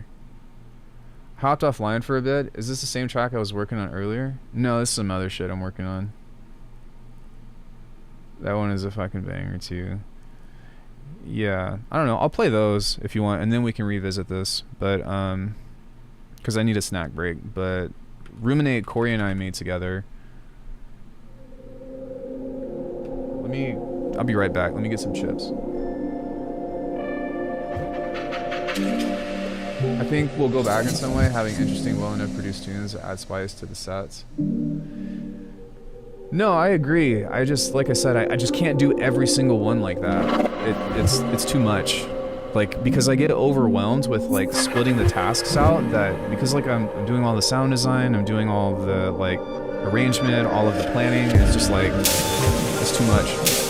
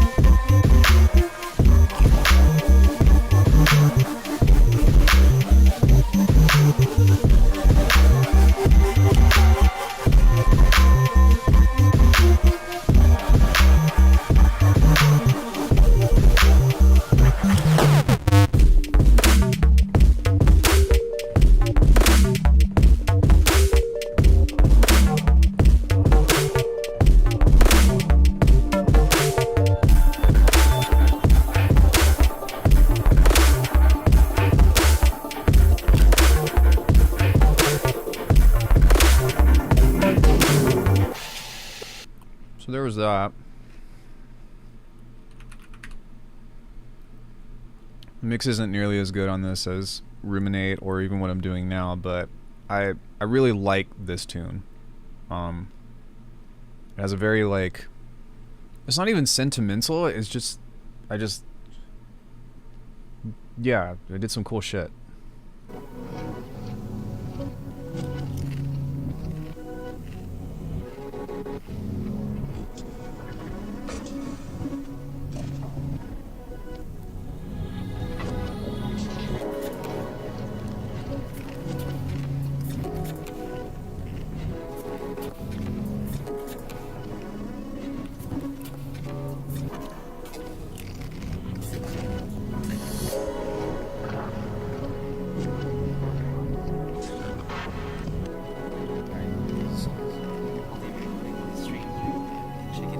Of course, I will. Will do.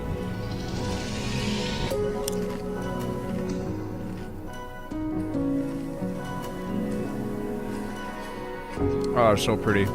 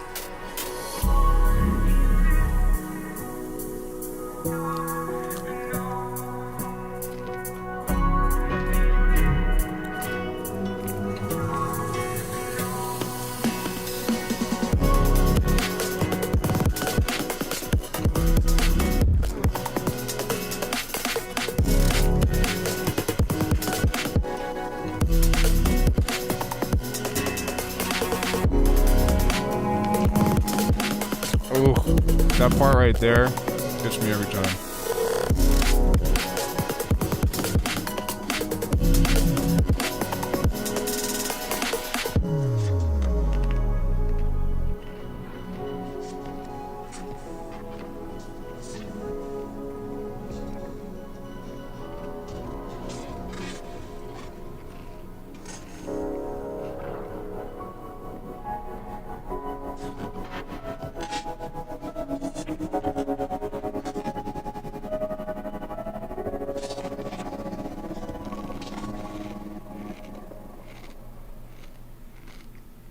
So, even though I'd say 90% of my production now is just beats, every once in a while I'll write something like this. It's just that the more complicated your track gets, the harder for when it is to mix, and the easier it is to like start forgetting shit. And the reason why I like to just do beats is because it helps me focus on like making sure that the main elements are well taken care of, and that less is more. So that way, if I want to do something like this, then I'm better prepared in the future to,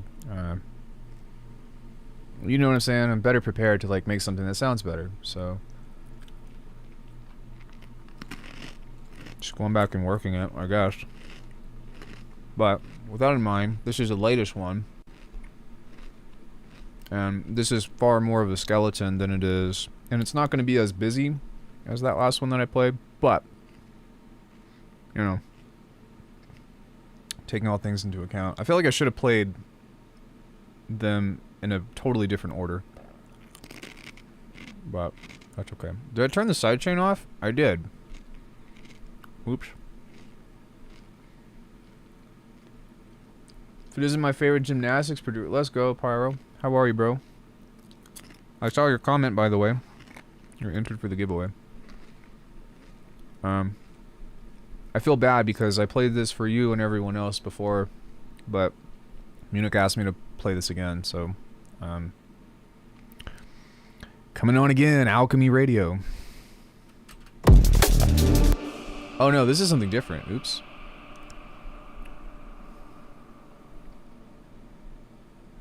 Doing good. Don't feel bad. Did you pass out and wake up, or are you still up? I'm not gonna tell you to go to bed, but like, go to bed. Sharing is caring. I'm still up. Jeez, bro.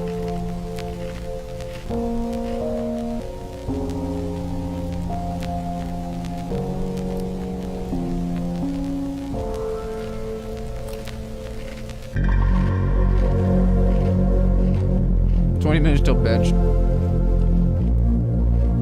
The giveaway is Bitwalk. It's Bootwalk.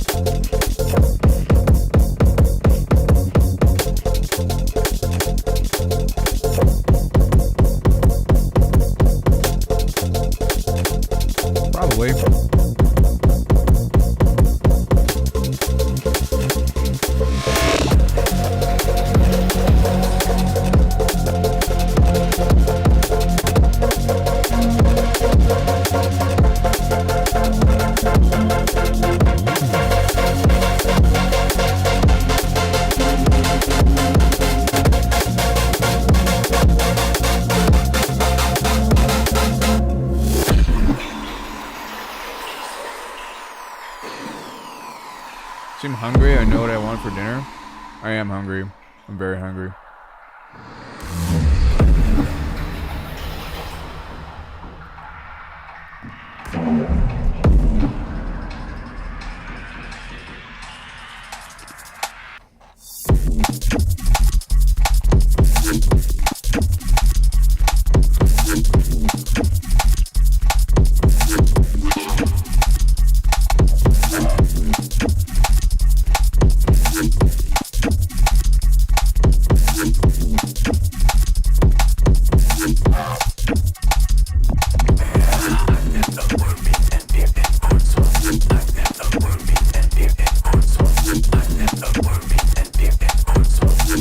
440.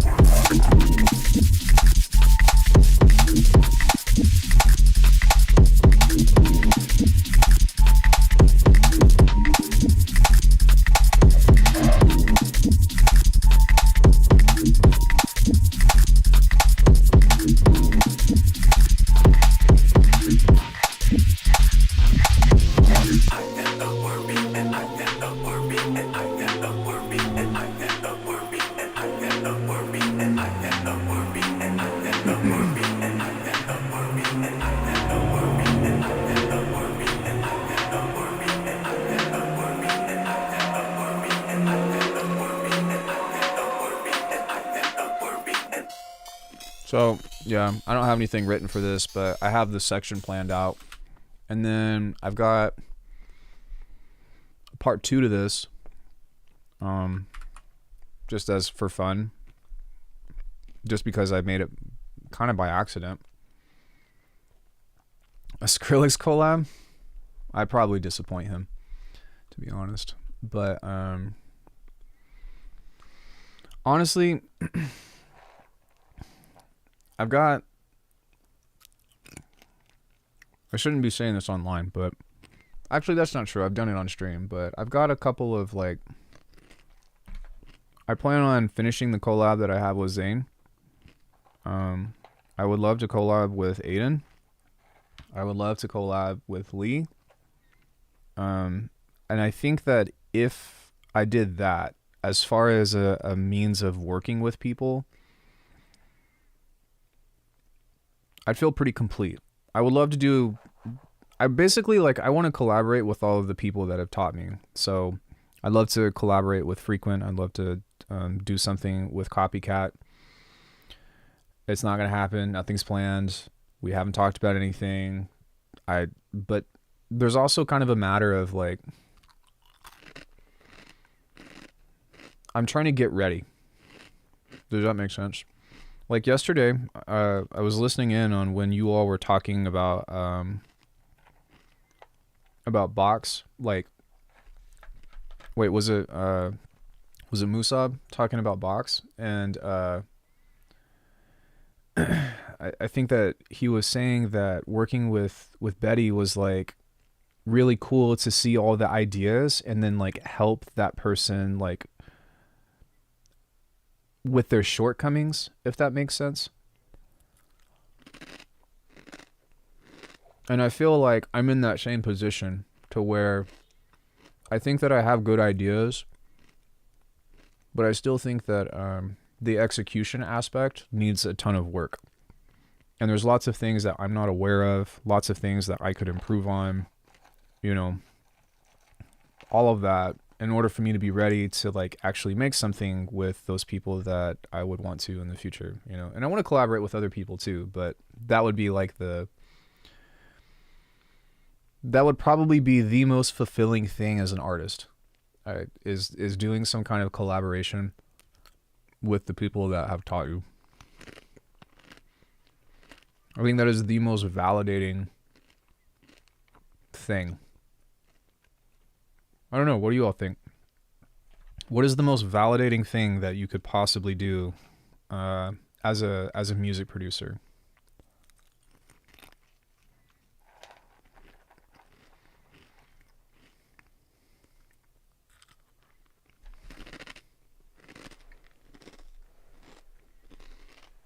I played some shows, and to be honest with you, just 100% transparency. I felt like I didn't belong there. And it wasn't because I thought that I didn't put on a decent show or whatever, but I have a really hard time distinguishing, finding this middle ground of just no offense to anybody, but DJing versus, which isn't even a fair comparison, but DJing versus being in Cirque du Soleil and doing, fucking backflips for a living and, actually having a a stage presence, you know? So to me, I'm just like, I'm not saying that anybody can do it, because not anybody can do it, but just as a means of like the difficulty spike of what I'm used to as a matter of performing versus just being up there and like playing music and like mixing one song to the next, or in my case, I produced that and then I still had everything transition and whatever, but yeah, like it just, yeah, I don't know. I'm probably going to piss a lot of people off saying that, but maybe if I was mixing 4 songs at once or doing like some kind of mashup or something, but even then, you know what I mean? Just from a sheer what it takes to be able to do that, it's not the same. And it shouldn't be looked at as the same, but that's the kind of performance that I know. And so it's just weird because I wasn't able to like separate that from the DJ thing. In any case, see, I would have, but there was no space on the stage. G-Space does that. Shout out to G-Space. We have a collab I'm waiting for him to finish. I'm really excited about that one. Actually, I need to send him a text.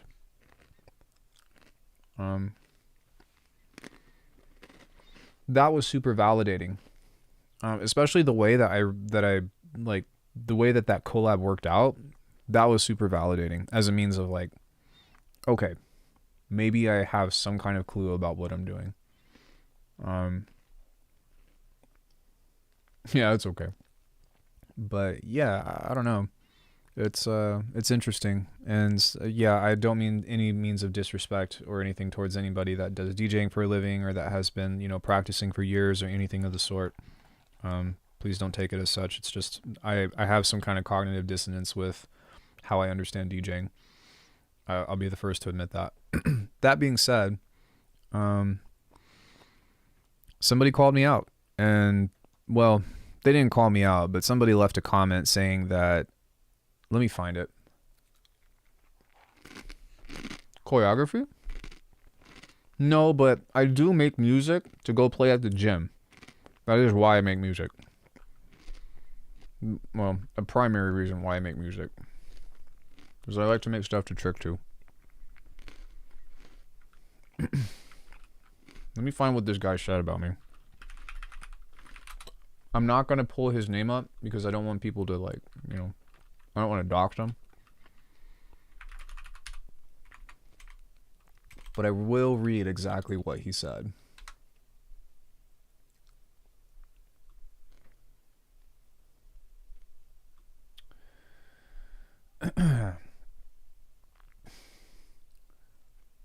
Super knowledgeable about Bitwig and software synth design, but awful knowledge of music and lacks compositional skill and songwriting ability. But that's okay. He's a great person to learn Bitwig from.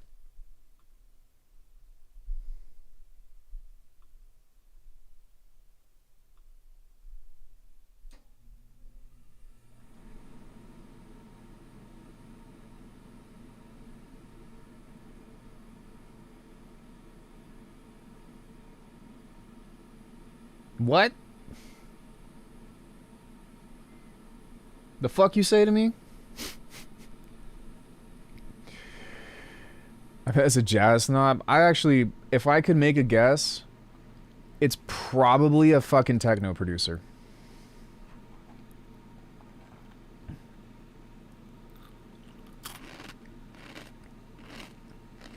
Sounds like a jazz.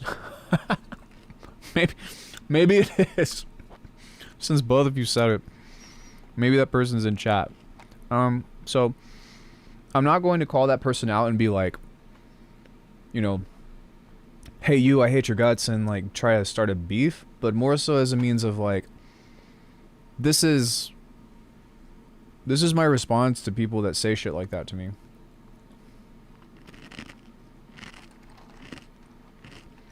To which, if it is a jazz snob, it wouldn't change it. Because you better come out with some fucking heat. And I'll take that L if you come up with some sick jazz, whatever the fuck you do, but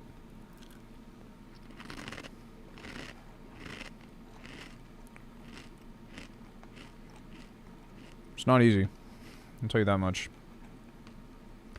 I will tell you that much. And I am tired of seeing shit like that. Oh, of course. To be honest with you, it's actually not even anything personal. If anything, it inspired me to write something with good composition. I have no feelings towards that person, or I have feelings about what they said, but my feelings aren't hurt.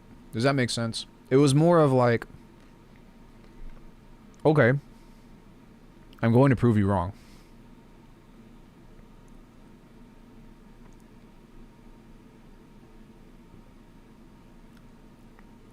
Make a good song with stock plugins? I don't think I've ever made a song with stock plugins, but I could. I don't know.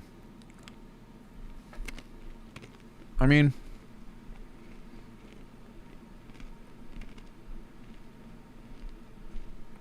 I don't know any of the theory that I put into this song, but take all the sound away.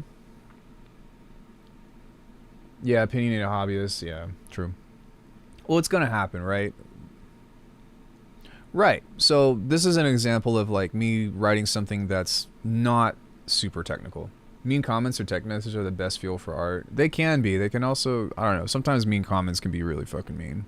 And it's not like, I can't really think of anything that somebody has said that I was like, wow, really? What the fuck? At least to me. But I can say that I've seen it how it affects other people. And if you're on the internet, for one, you gotta have thick skin. But also, like, could you imagine if you just got like messages on messages on messages on hate comments like that? Like, that's very easy to fall into. Anyways, enjoy this selection from Alckemy Jazz, which is Chiptune, Castlevania. This is bonus track.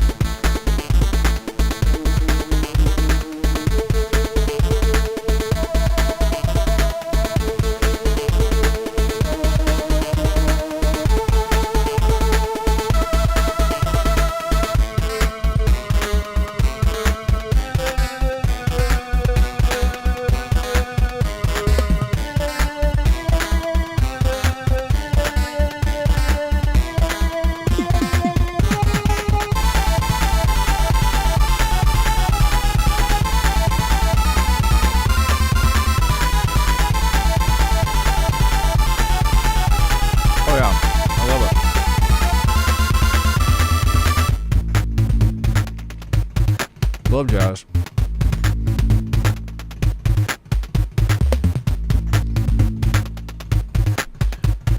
My favorite kind of jazz, though, is like bebop, where maybe not even bebop, but just like it's the more aggressive style of jazz. Have I ever composed for any video games? No. No. I've got a few remixes. When was the last time I did a... So I actually have a plan. Or I have this idea that I've been cooking for a long time. I'm gonna play this, and if I get copyright, I'll just mute it, but I really want to do a remix to this.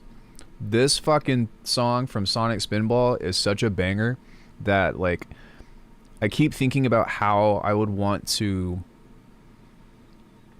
present it and like revitalize it, and I'm not sure if I just want to do a cover or if I actually want to do like a real thing. But dude, this fucking song is such a... Check it out. Sega Genesis. Oh, thanks, man. dude, everybody in the Discord is cracked. You know that.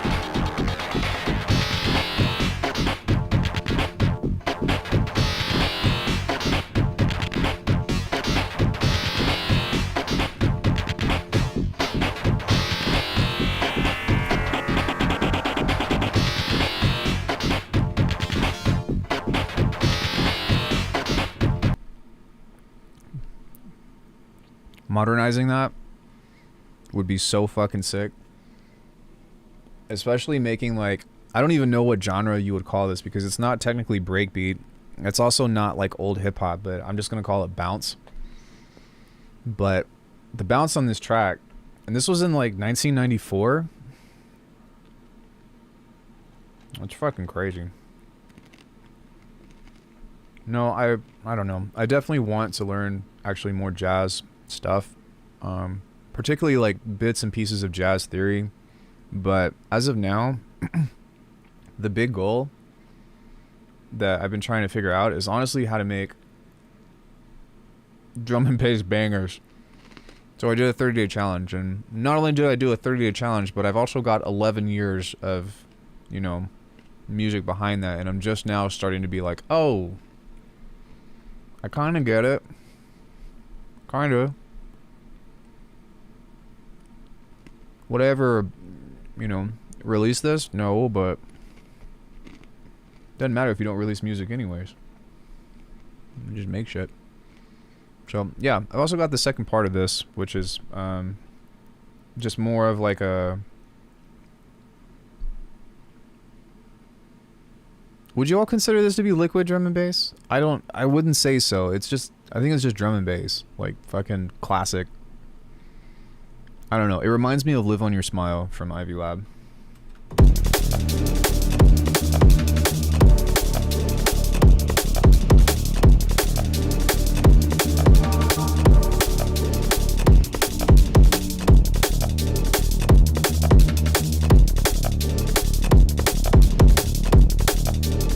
Oh, really? That's sick.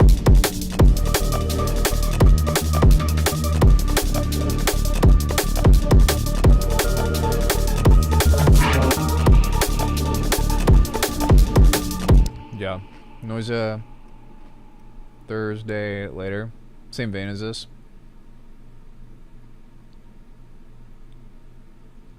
The Sega Genesis song is that's like a bounce track. This track is just, I think, just D&B. Same vein. Yeah, so I mean, this is already pretty much done. I just need to like spread it out and make an arrangement out of that. And there's that. So I'm simultaneously working on 2 songs at the same time, but I need to figure out what I want to do with this section. But no, man, I just love tunes. I fucking adore the community. I am so fortunate to have stumbled upon the people that I have. A lot of you, all of you are included. And to me, that's just kind of what it's about. I somehow found myself into a job. So if anybody wants to support my job, then go buy something off Alckemy.com. Or if not, liking the video and leaving a comment is also extremely helpful. Yeah, it's not quite liquid, but it reminds me a lot of Live on Your Smile. I don't know, to me liquid is just a lot more like I don't want to say happier, but like brighter. Brighter. Yeah. Not as heavy.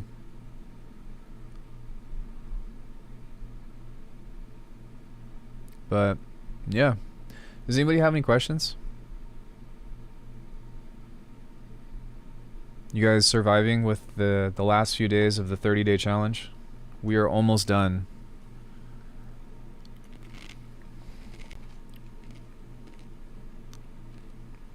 We've got pretty much 2 days left before the last like week roundup showcase.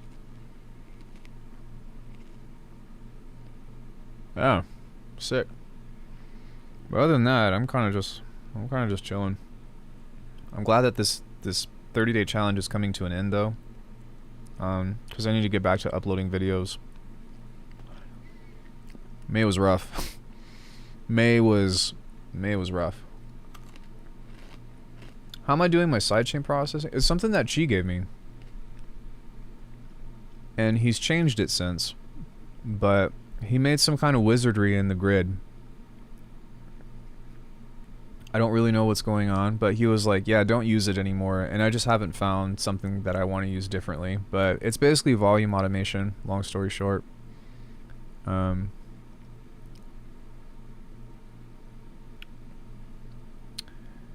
Oh, that's what that does. I still would have turned off key tracking though, but look at me over here judging this shit.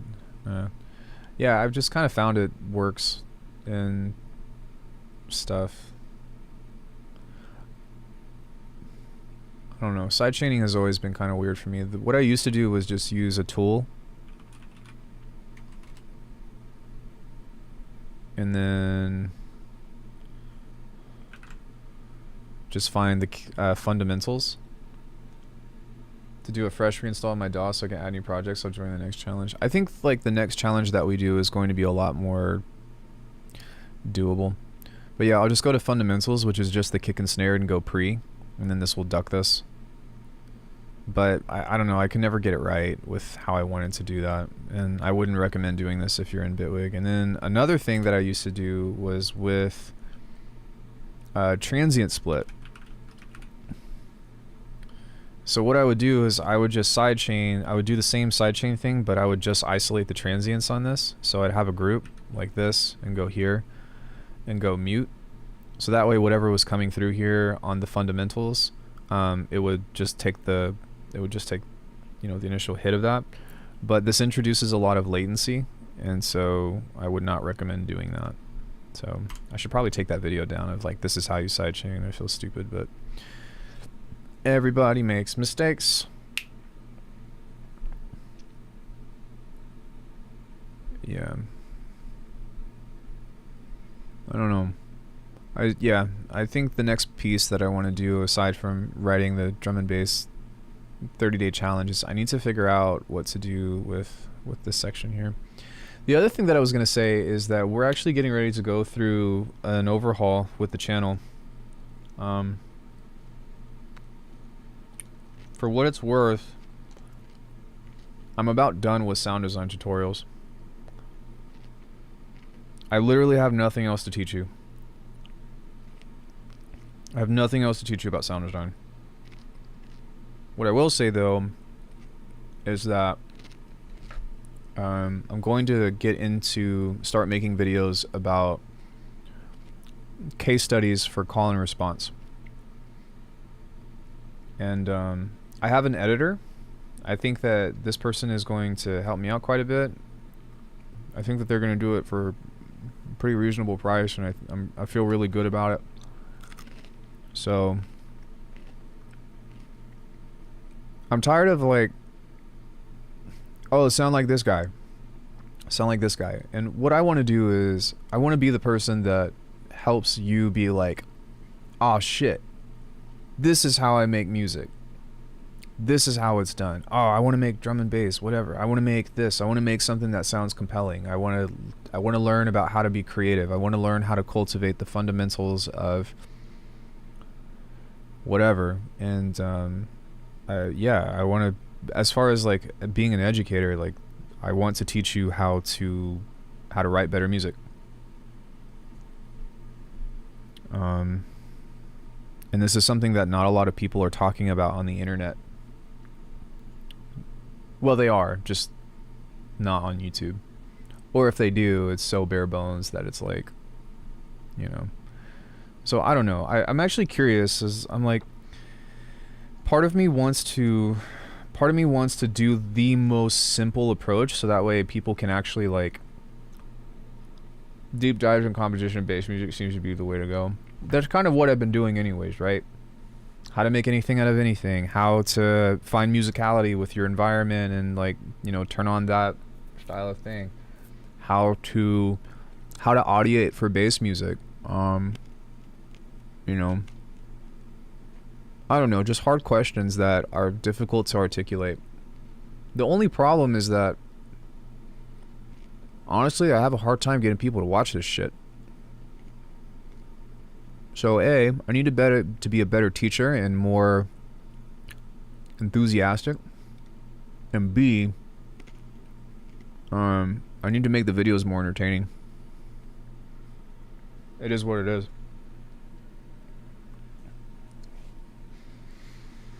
I think that the talking head videos are great, but I think that was like a very short-lived thing. Because at first I was like, oh, this could be a good direction, so where like I can just turn the camera on and just go. But I don't think that's gonna be sustainable, to be honest. It's how I prefer, because that way I can just focus on the teaching aspect of it. But like getting into planning a video, recording the video, like setting up the lesson, and then editing the video. Yeah, it's a lot. And then also music and training, right? So, and time for Corey, she counts too. I'll give up video games. I have many hobbies.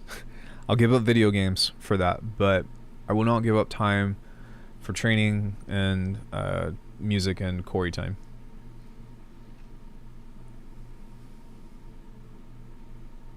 And if you have a partner, you shouldn't either. Make time for your partners. They will love you for it. And if they don't, go be with somebody else. Right. So, I don't know, like, I'm thinking about just doing, like, using stock sounds. And getting into, like, the actual concept of like, the call and response, and then showing how it scales. But I don't necessarily know if that's going to do well, because the other side would be I can sit down and write a track, or, you know what I mean, like actually write something and then be like, hey, this is what I did, or like, let's look at this, or whatever. But I could also look at other people's music. I don't know yet, but there's a ton of shit to explore with that. Most of the new producers are young people. They'll flock to high energy trendy YouTubers versus philosophical approaches. Well, I mean, you know what's crazy? I don't actually know who my target audience is. I have you all, which thank you so much for being here. Call and response 0 to hero and multiple layers of complexity. Yeah, see, that's hard to do.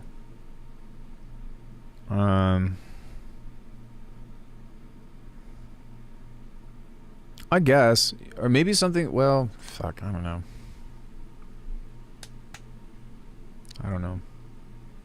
I'm thinking about it. I definitely want it to be good, though. I never want to put a video up that's going to waste someone's time. Yes, you are. Yes, you are. What's up, bro? I'm good. I'm just chatting with everybody. Are there any videos or like any kind of topics and stuff that like you all feel like haven't been covered on YouTube? Well, I do, but it doesn't really, like, it changes. It's not consistent.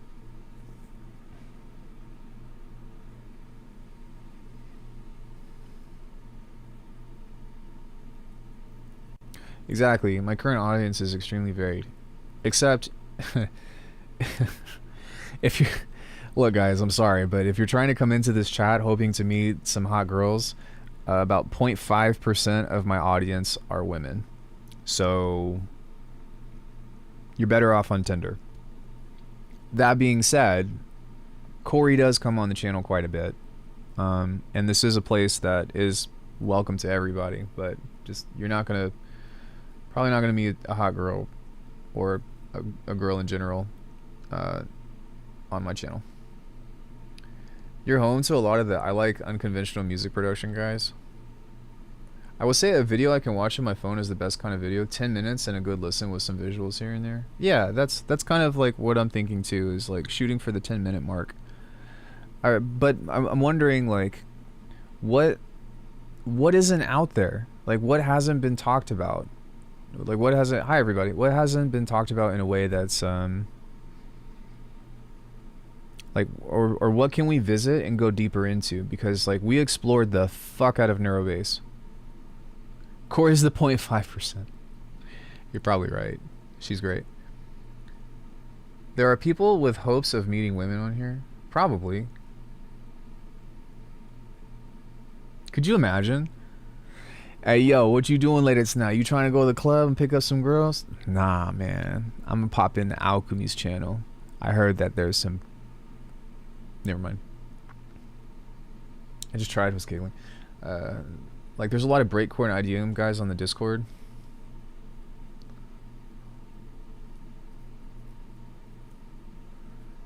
I'm gonna stay at home and talk to babes on Alckemy's channel.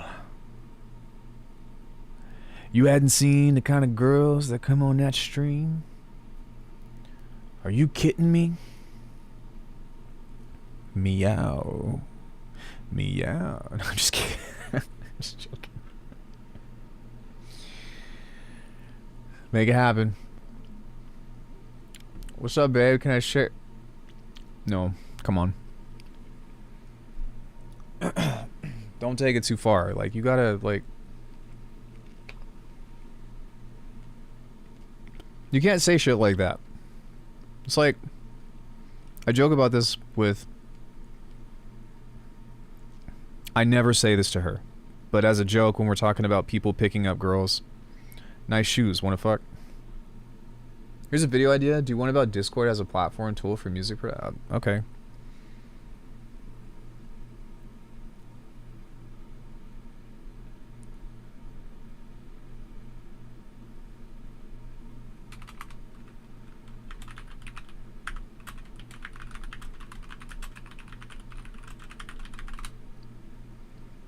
I think that's a really good idea. As far as content for you, I don't know, you got a ton of different tuts, and from now on I'll probably refer to your YouTube before asking about an idea. I don't even own shoes. What about socks? Slippers? Pants? Do you wear any kind of accessories? It scales. But I'll try that line. I would not recommend trying that line.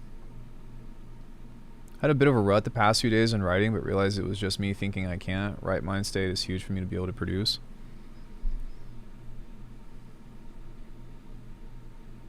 Let me save this real quick. Often the answer we're looking for is, yeah, fucking spot on. I think a deep dive on drum synthesis could be cool. Drums are hard to make and hard to make good content when making them. Okay, so Inky, like, I'm sorry, but all of my drum tutorials are in my master classes. That's like the one thing that I gatekeep.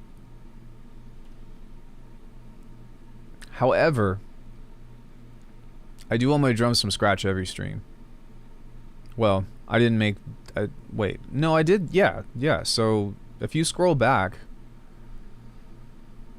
what day are we on? 26? Yeah, I made these drums from scratch. Well, from Superior Drummer, but still, the process is the same.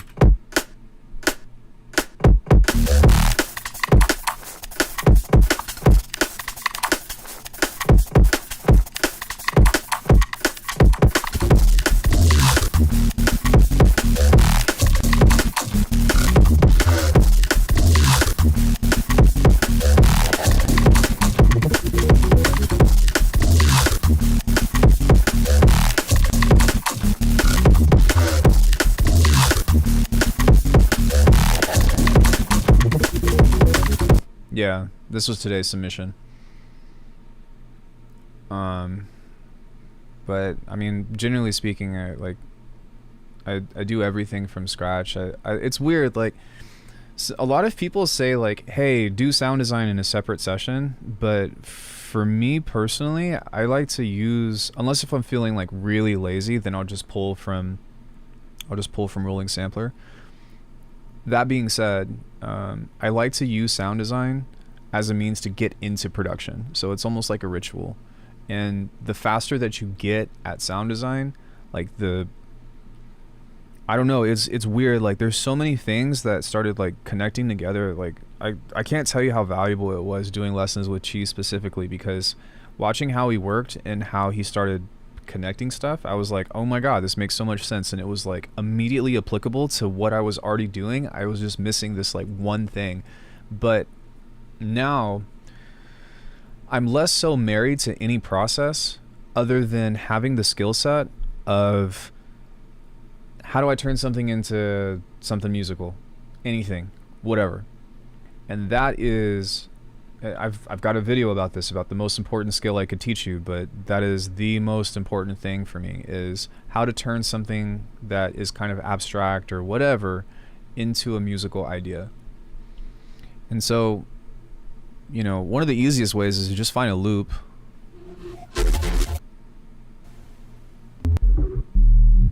Okay, look, this is perfect.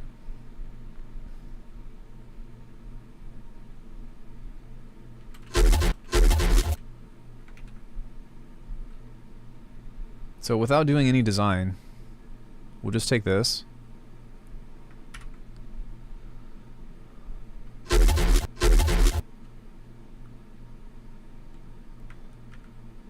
Because I already hear it.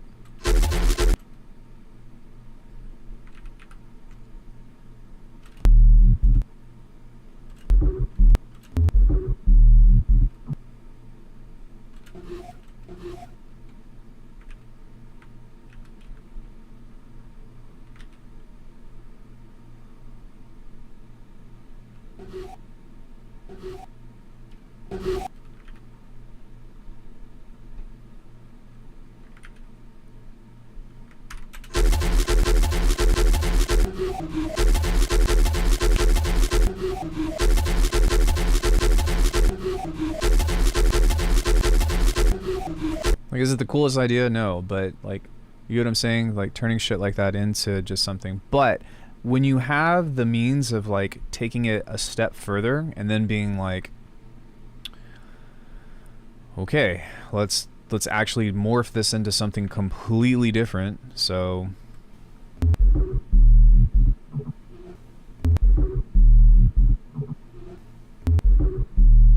well, shit, you can actually use that too.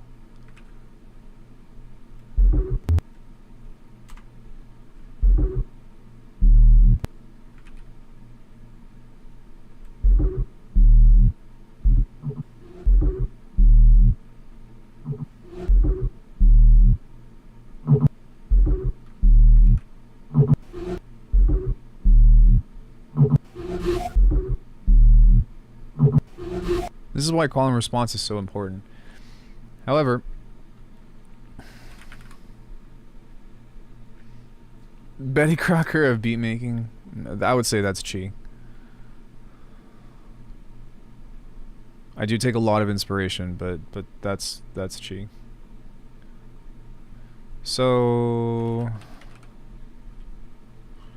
you know, take anything. Like, don't feel like you have to sound design something specific, something Pacific. No. Slow.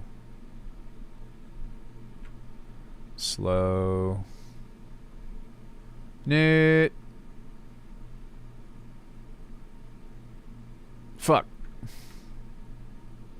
Whatever.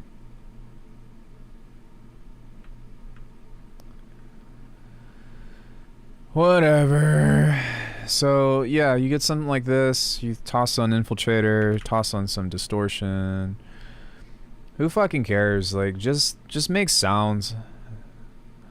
And if you can make sounds without like having to think about making sounds, and you're just like, yo, I'm gonna make some sounds.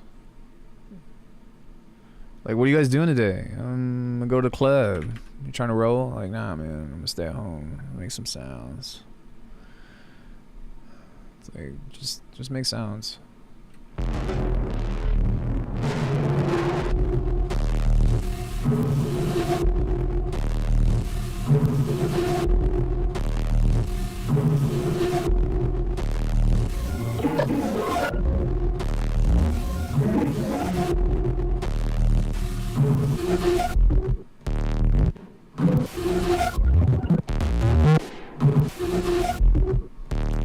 Okay, cool. We made some sounds. Find something interesting. If there's nothing interesting, try this.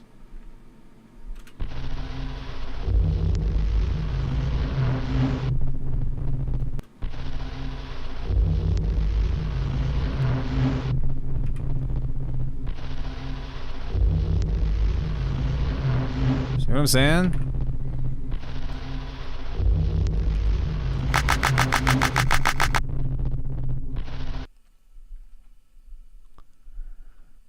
We don't need good sounds, but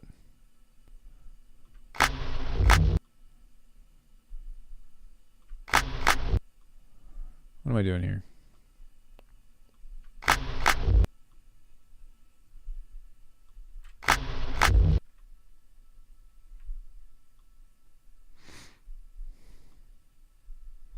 You can make anything out of anything.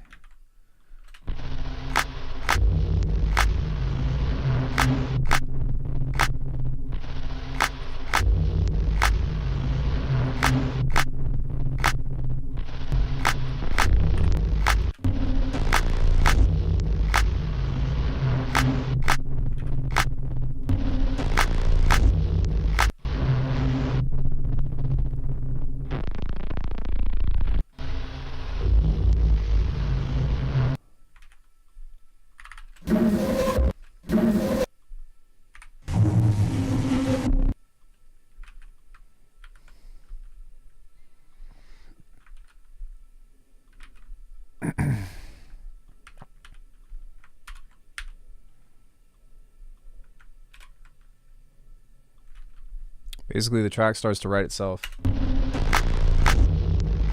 Yo, Pyro, thanks for coming in, bro. Probably see you tomorrow.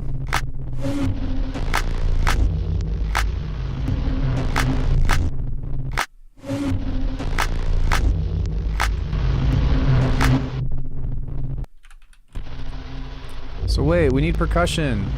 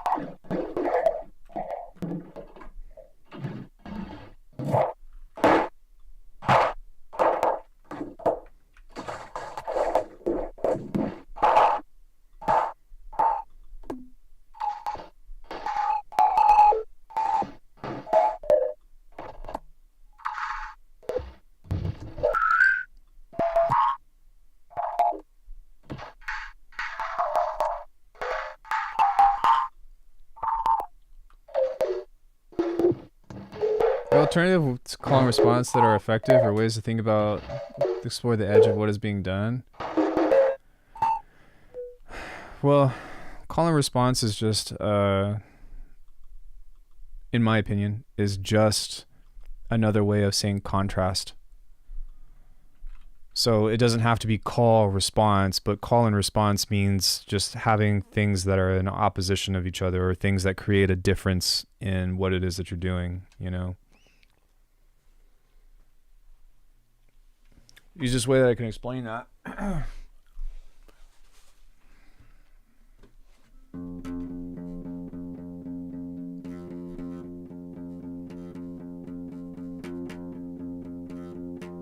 There's no call and response, but if you go,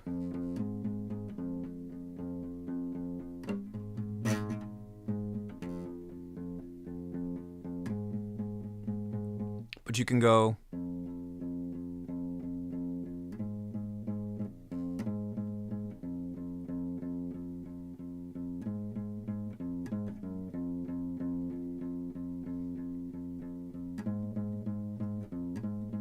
you see what I'm saying? So, or you can go,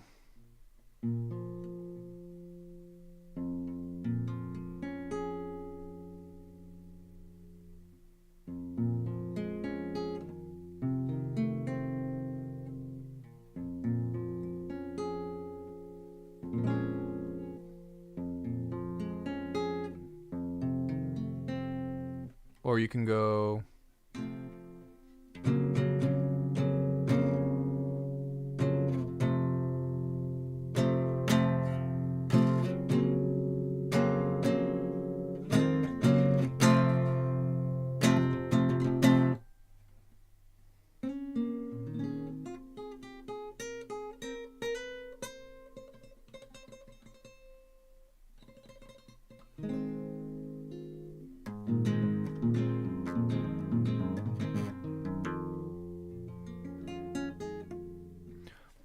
right, just contrast. It's contrast, and then establishing a pattern and breaking the pattern. That's all it is. Establish a pattern, break the pattern, and you're good to go. What am I doing here? Oh no, I just want a delay plus.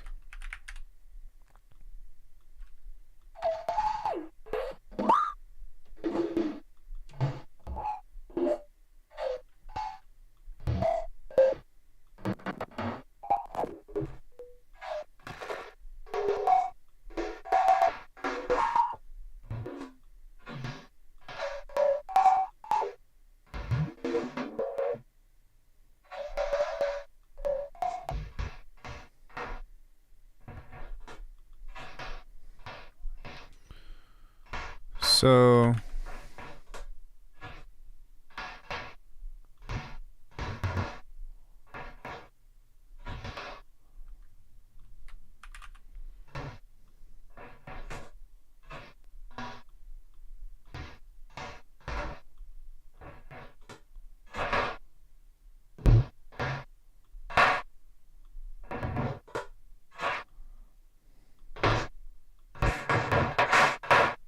yo, see him, Munich.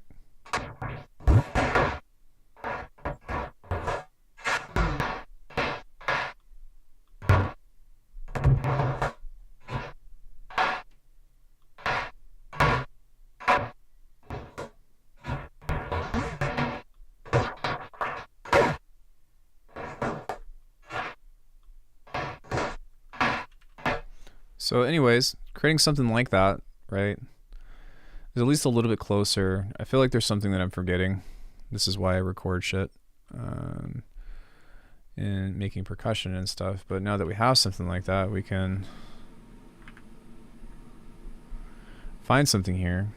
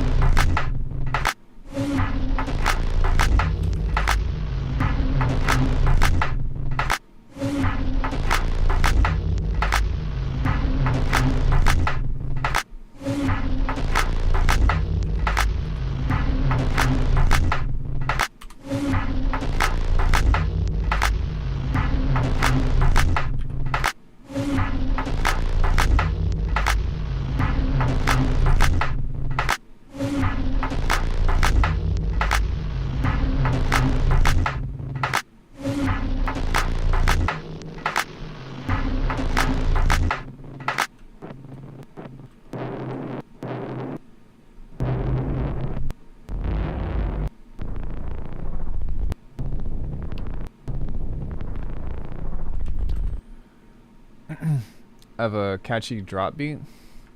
Well, it scales. That's the thing. It scales because you can take that idea and have a melodic line, but even with melody, like it doesn't. Yeah, it doesn't matter.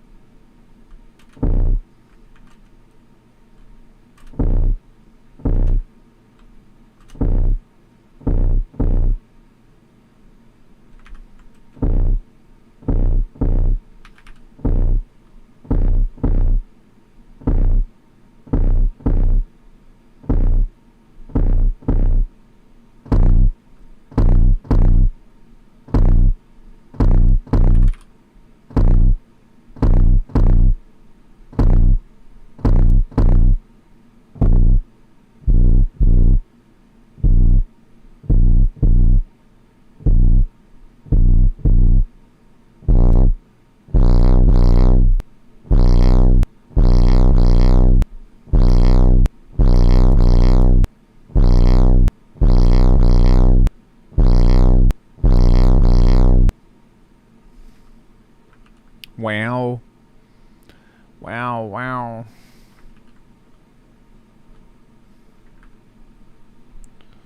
You see how I'm making everything though, like from one thing?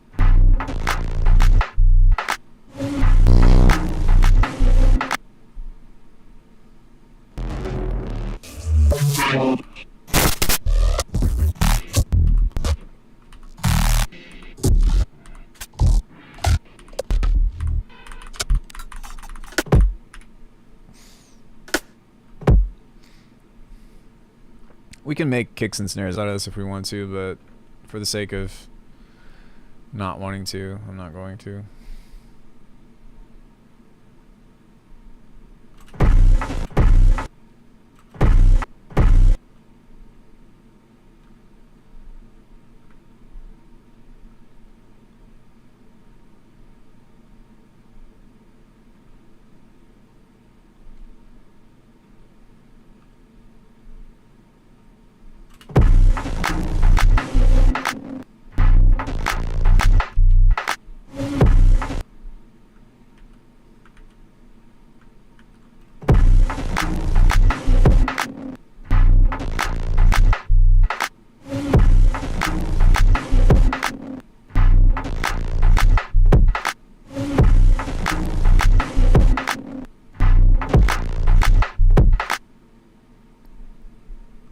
clap sucks, but it doesn't matter because it's still.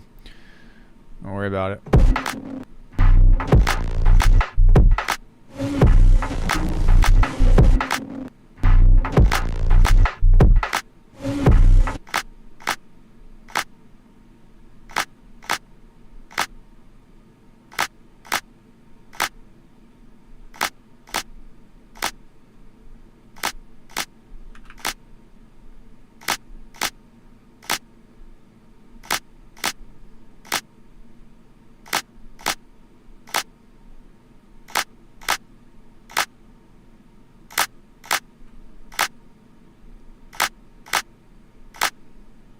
Wait.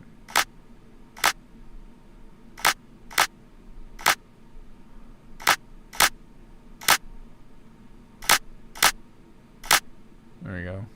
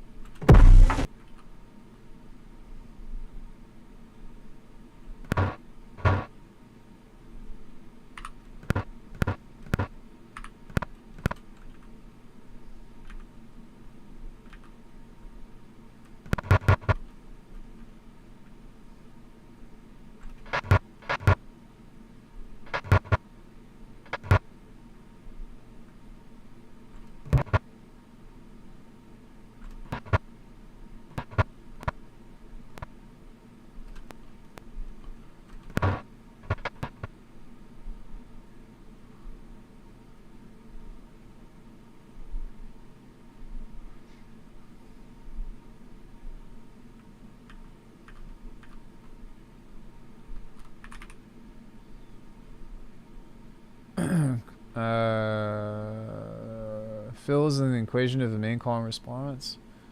Yeah, I agree with gloom. It can be both.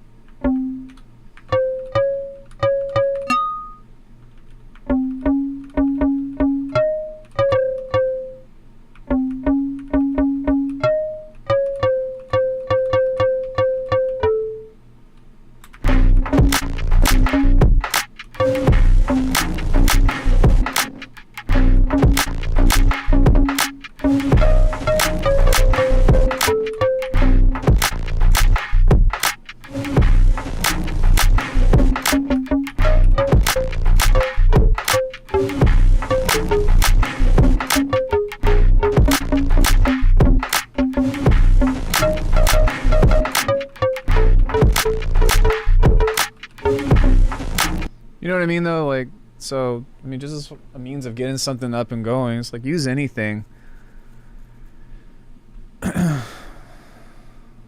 Use anything.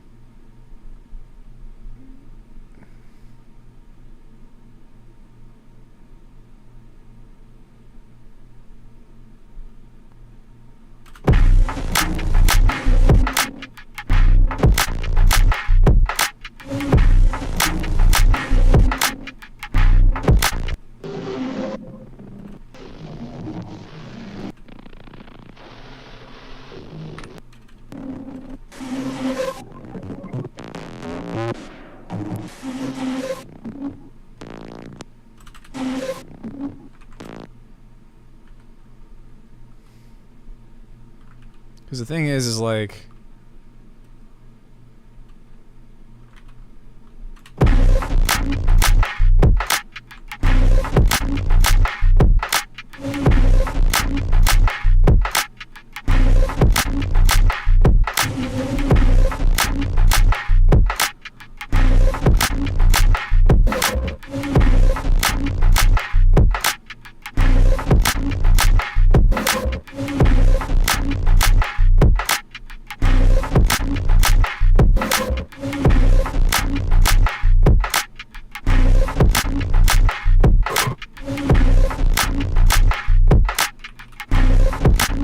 Raya.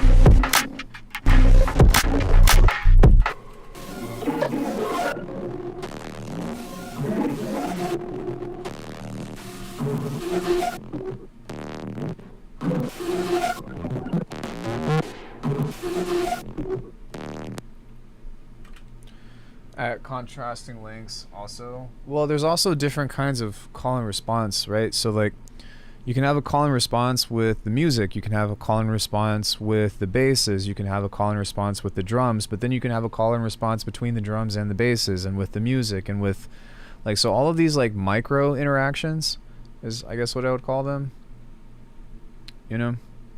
There's no reason to keep that, but hopefully that makes sense, and like making anything out of anything and just having fun with that. But you see here, like if you listen to just the sidechain stuff,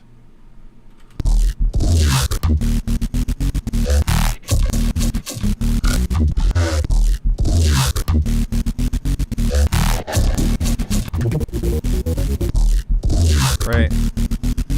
So the call and response is dun, bum, bum, bum, bum, bum, bum, dun, dun, dun, dun, dun. So there's a call and response to this, and then there's a call and response to that. But then when you listen to the drums, right? Look, boom, k, k, k, boom, boom, k. So there's a call and response to that, boom.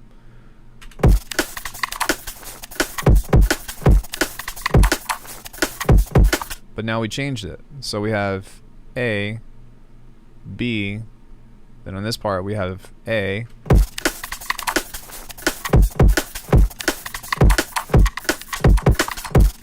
then we have C, right? And so creating call and response like that between all these things kind of helps you have a more dynamic relationship between all of the elements that are moving.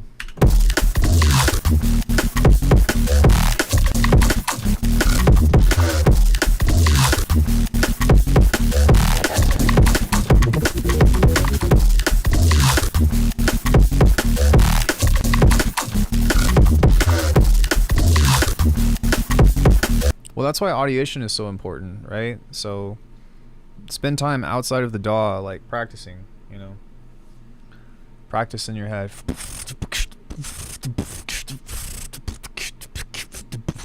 Whoa. You know, if it's drum and bass, you know.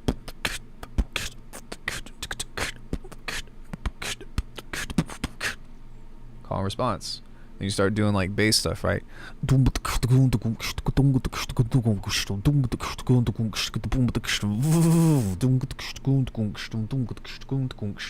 Right, so you're building up these things. If you like, fuck, even if you do IDM, right? Like IDM is really fun to do if you can beatbox even to a novice level, right? So call and response with IDM.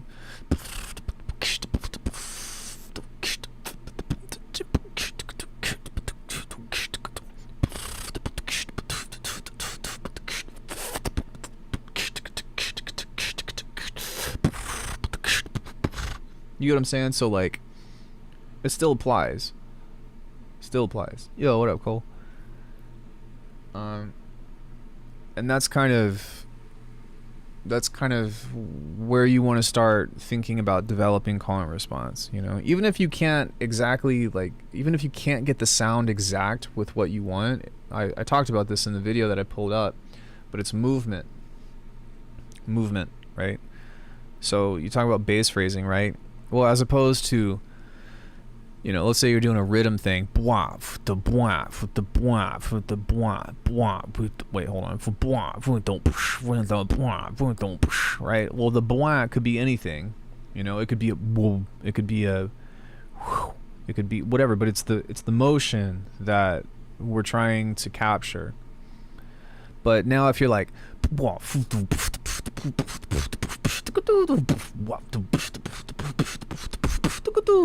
you know what I mean? Suddenly it's like, oh shit, now I've got a bass line in my head. Or like, now I've got something that actually is workable.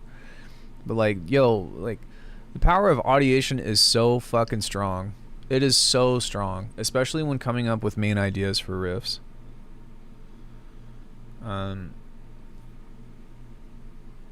Has anyone messed around with Sumu? Is that the AI thing? I have. And I was disappointed. So, yeah. Does anybody have any questions about anything? Oh, it's a synth? No. I guess not then. It helps familiarizing our brain with nature of the sound so it can build these inner subconscious. Yeah, exactly, right? Because, like, the truth of the matter is, like, how do you contextualize a sound that you've never heard before? How do you audiate something that you've never made or doesn't know what it sounds like?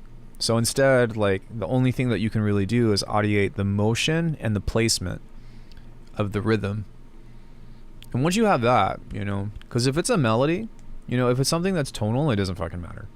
If it's something that's tonal, you can replace it with anything that is a bell, pad, percussive thing, whatever, right?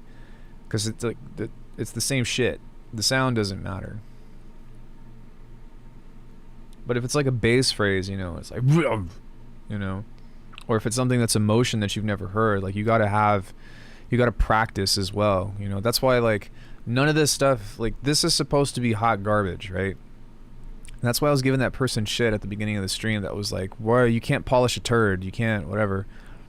Oh, I deleted the project, but I'm like, you're missing the point. It's like, make something out of turds. Do I have a dream sessions? Like, no, I don't. I have that about tricking though, and about martial arts.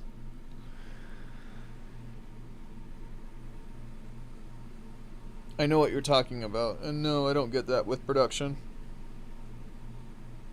There has only been one time in my life that I had a dream about a song, and that was one of the first songs I ever wrote. And it's a crappy song or whatever, but all I heard was the melody. I still have it. This is like 2013, 2014.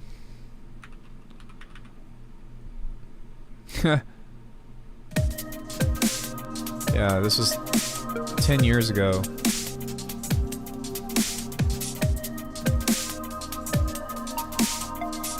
But that was the melody. Da, da, da, da, da, da. Yeah, I wrote this at my dad's house.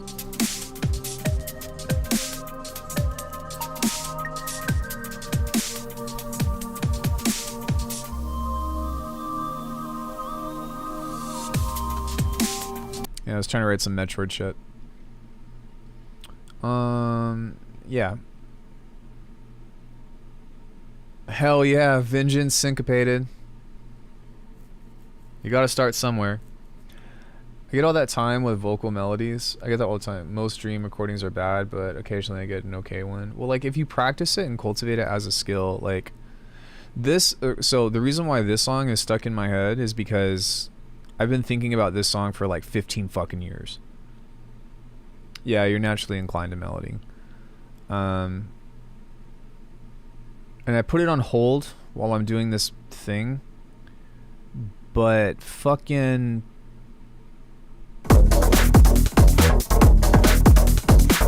Like I want to, like, this is a mock-up, but I want to turn this into a fucking banger.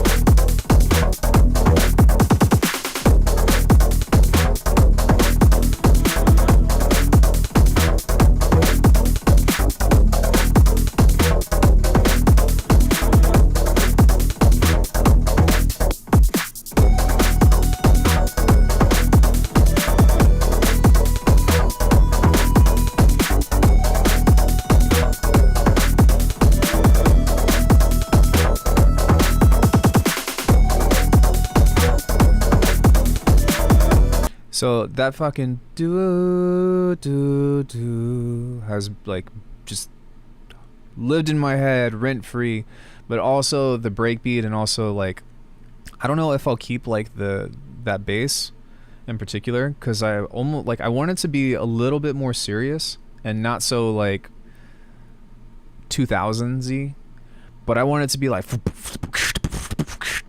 no, that's not how I want it. And this is why I haven't put work into the song, because it's like I'm not sure if I want like a or if I want like a I want it to be something that like people are gonna want to battle to as a means of like breaking.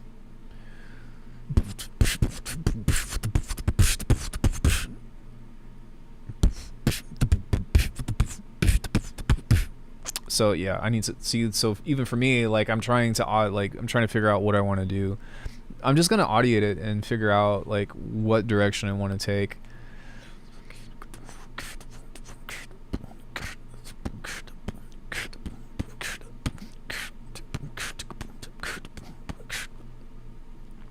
Yeah, that's probably what I'll do, is the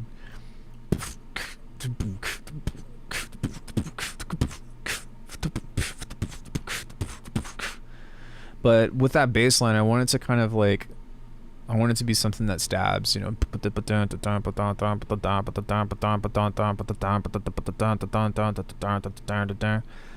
But like have more bite, I think. Because that like I want that to like really shine and like support that with like choir and like chords, a chord that comes in with that. So it's just a mock-up. But speaking of dance floor, any hot chicks in the chat? I don't know, Corey might be here, but she's taken. Sorry. Ouch. Ouch. Oh, back. Nice shoes. No, just kidding. All right. So on that front, I don't have anything else that I want to do today. Does anybody have any questions? Any questions? Anybody? I think I asked that question too much and leave too much room for people to ask stuff, but I don't know. It's more of like a plea of help to try to get people to talk to me.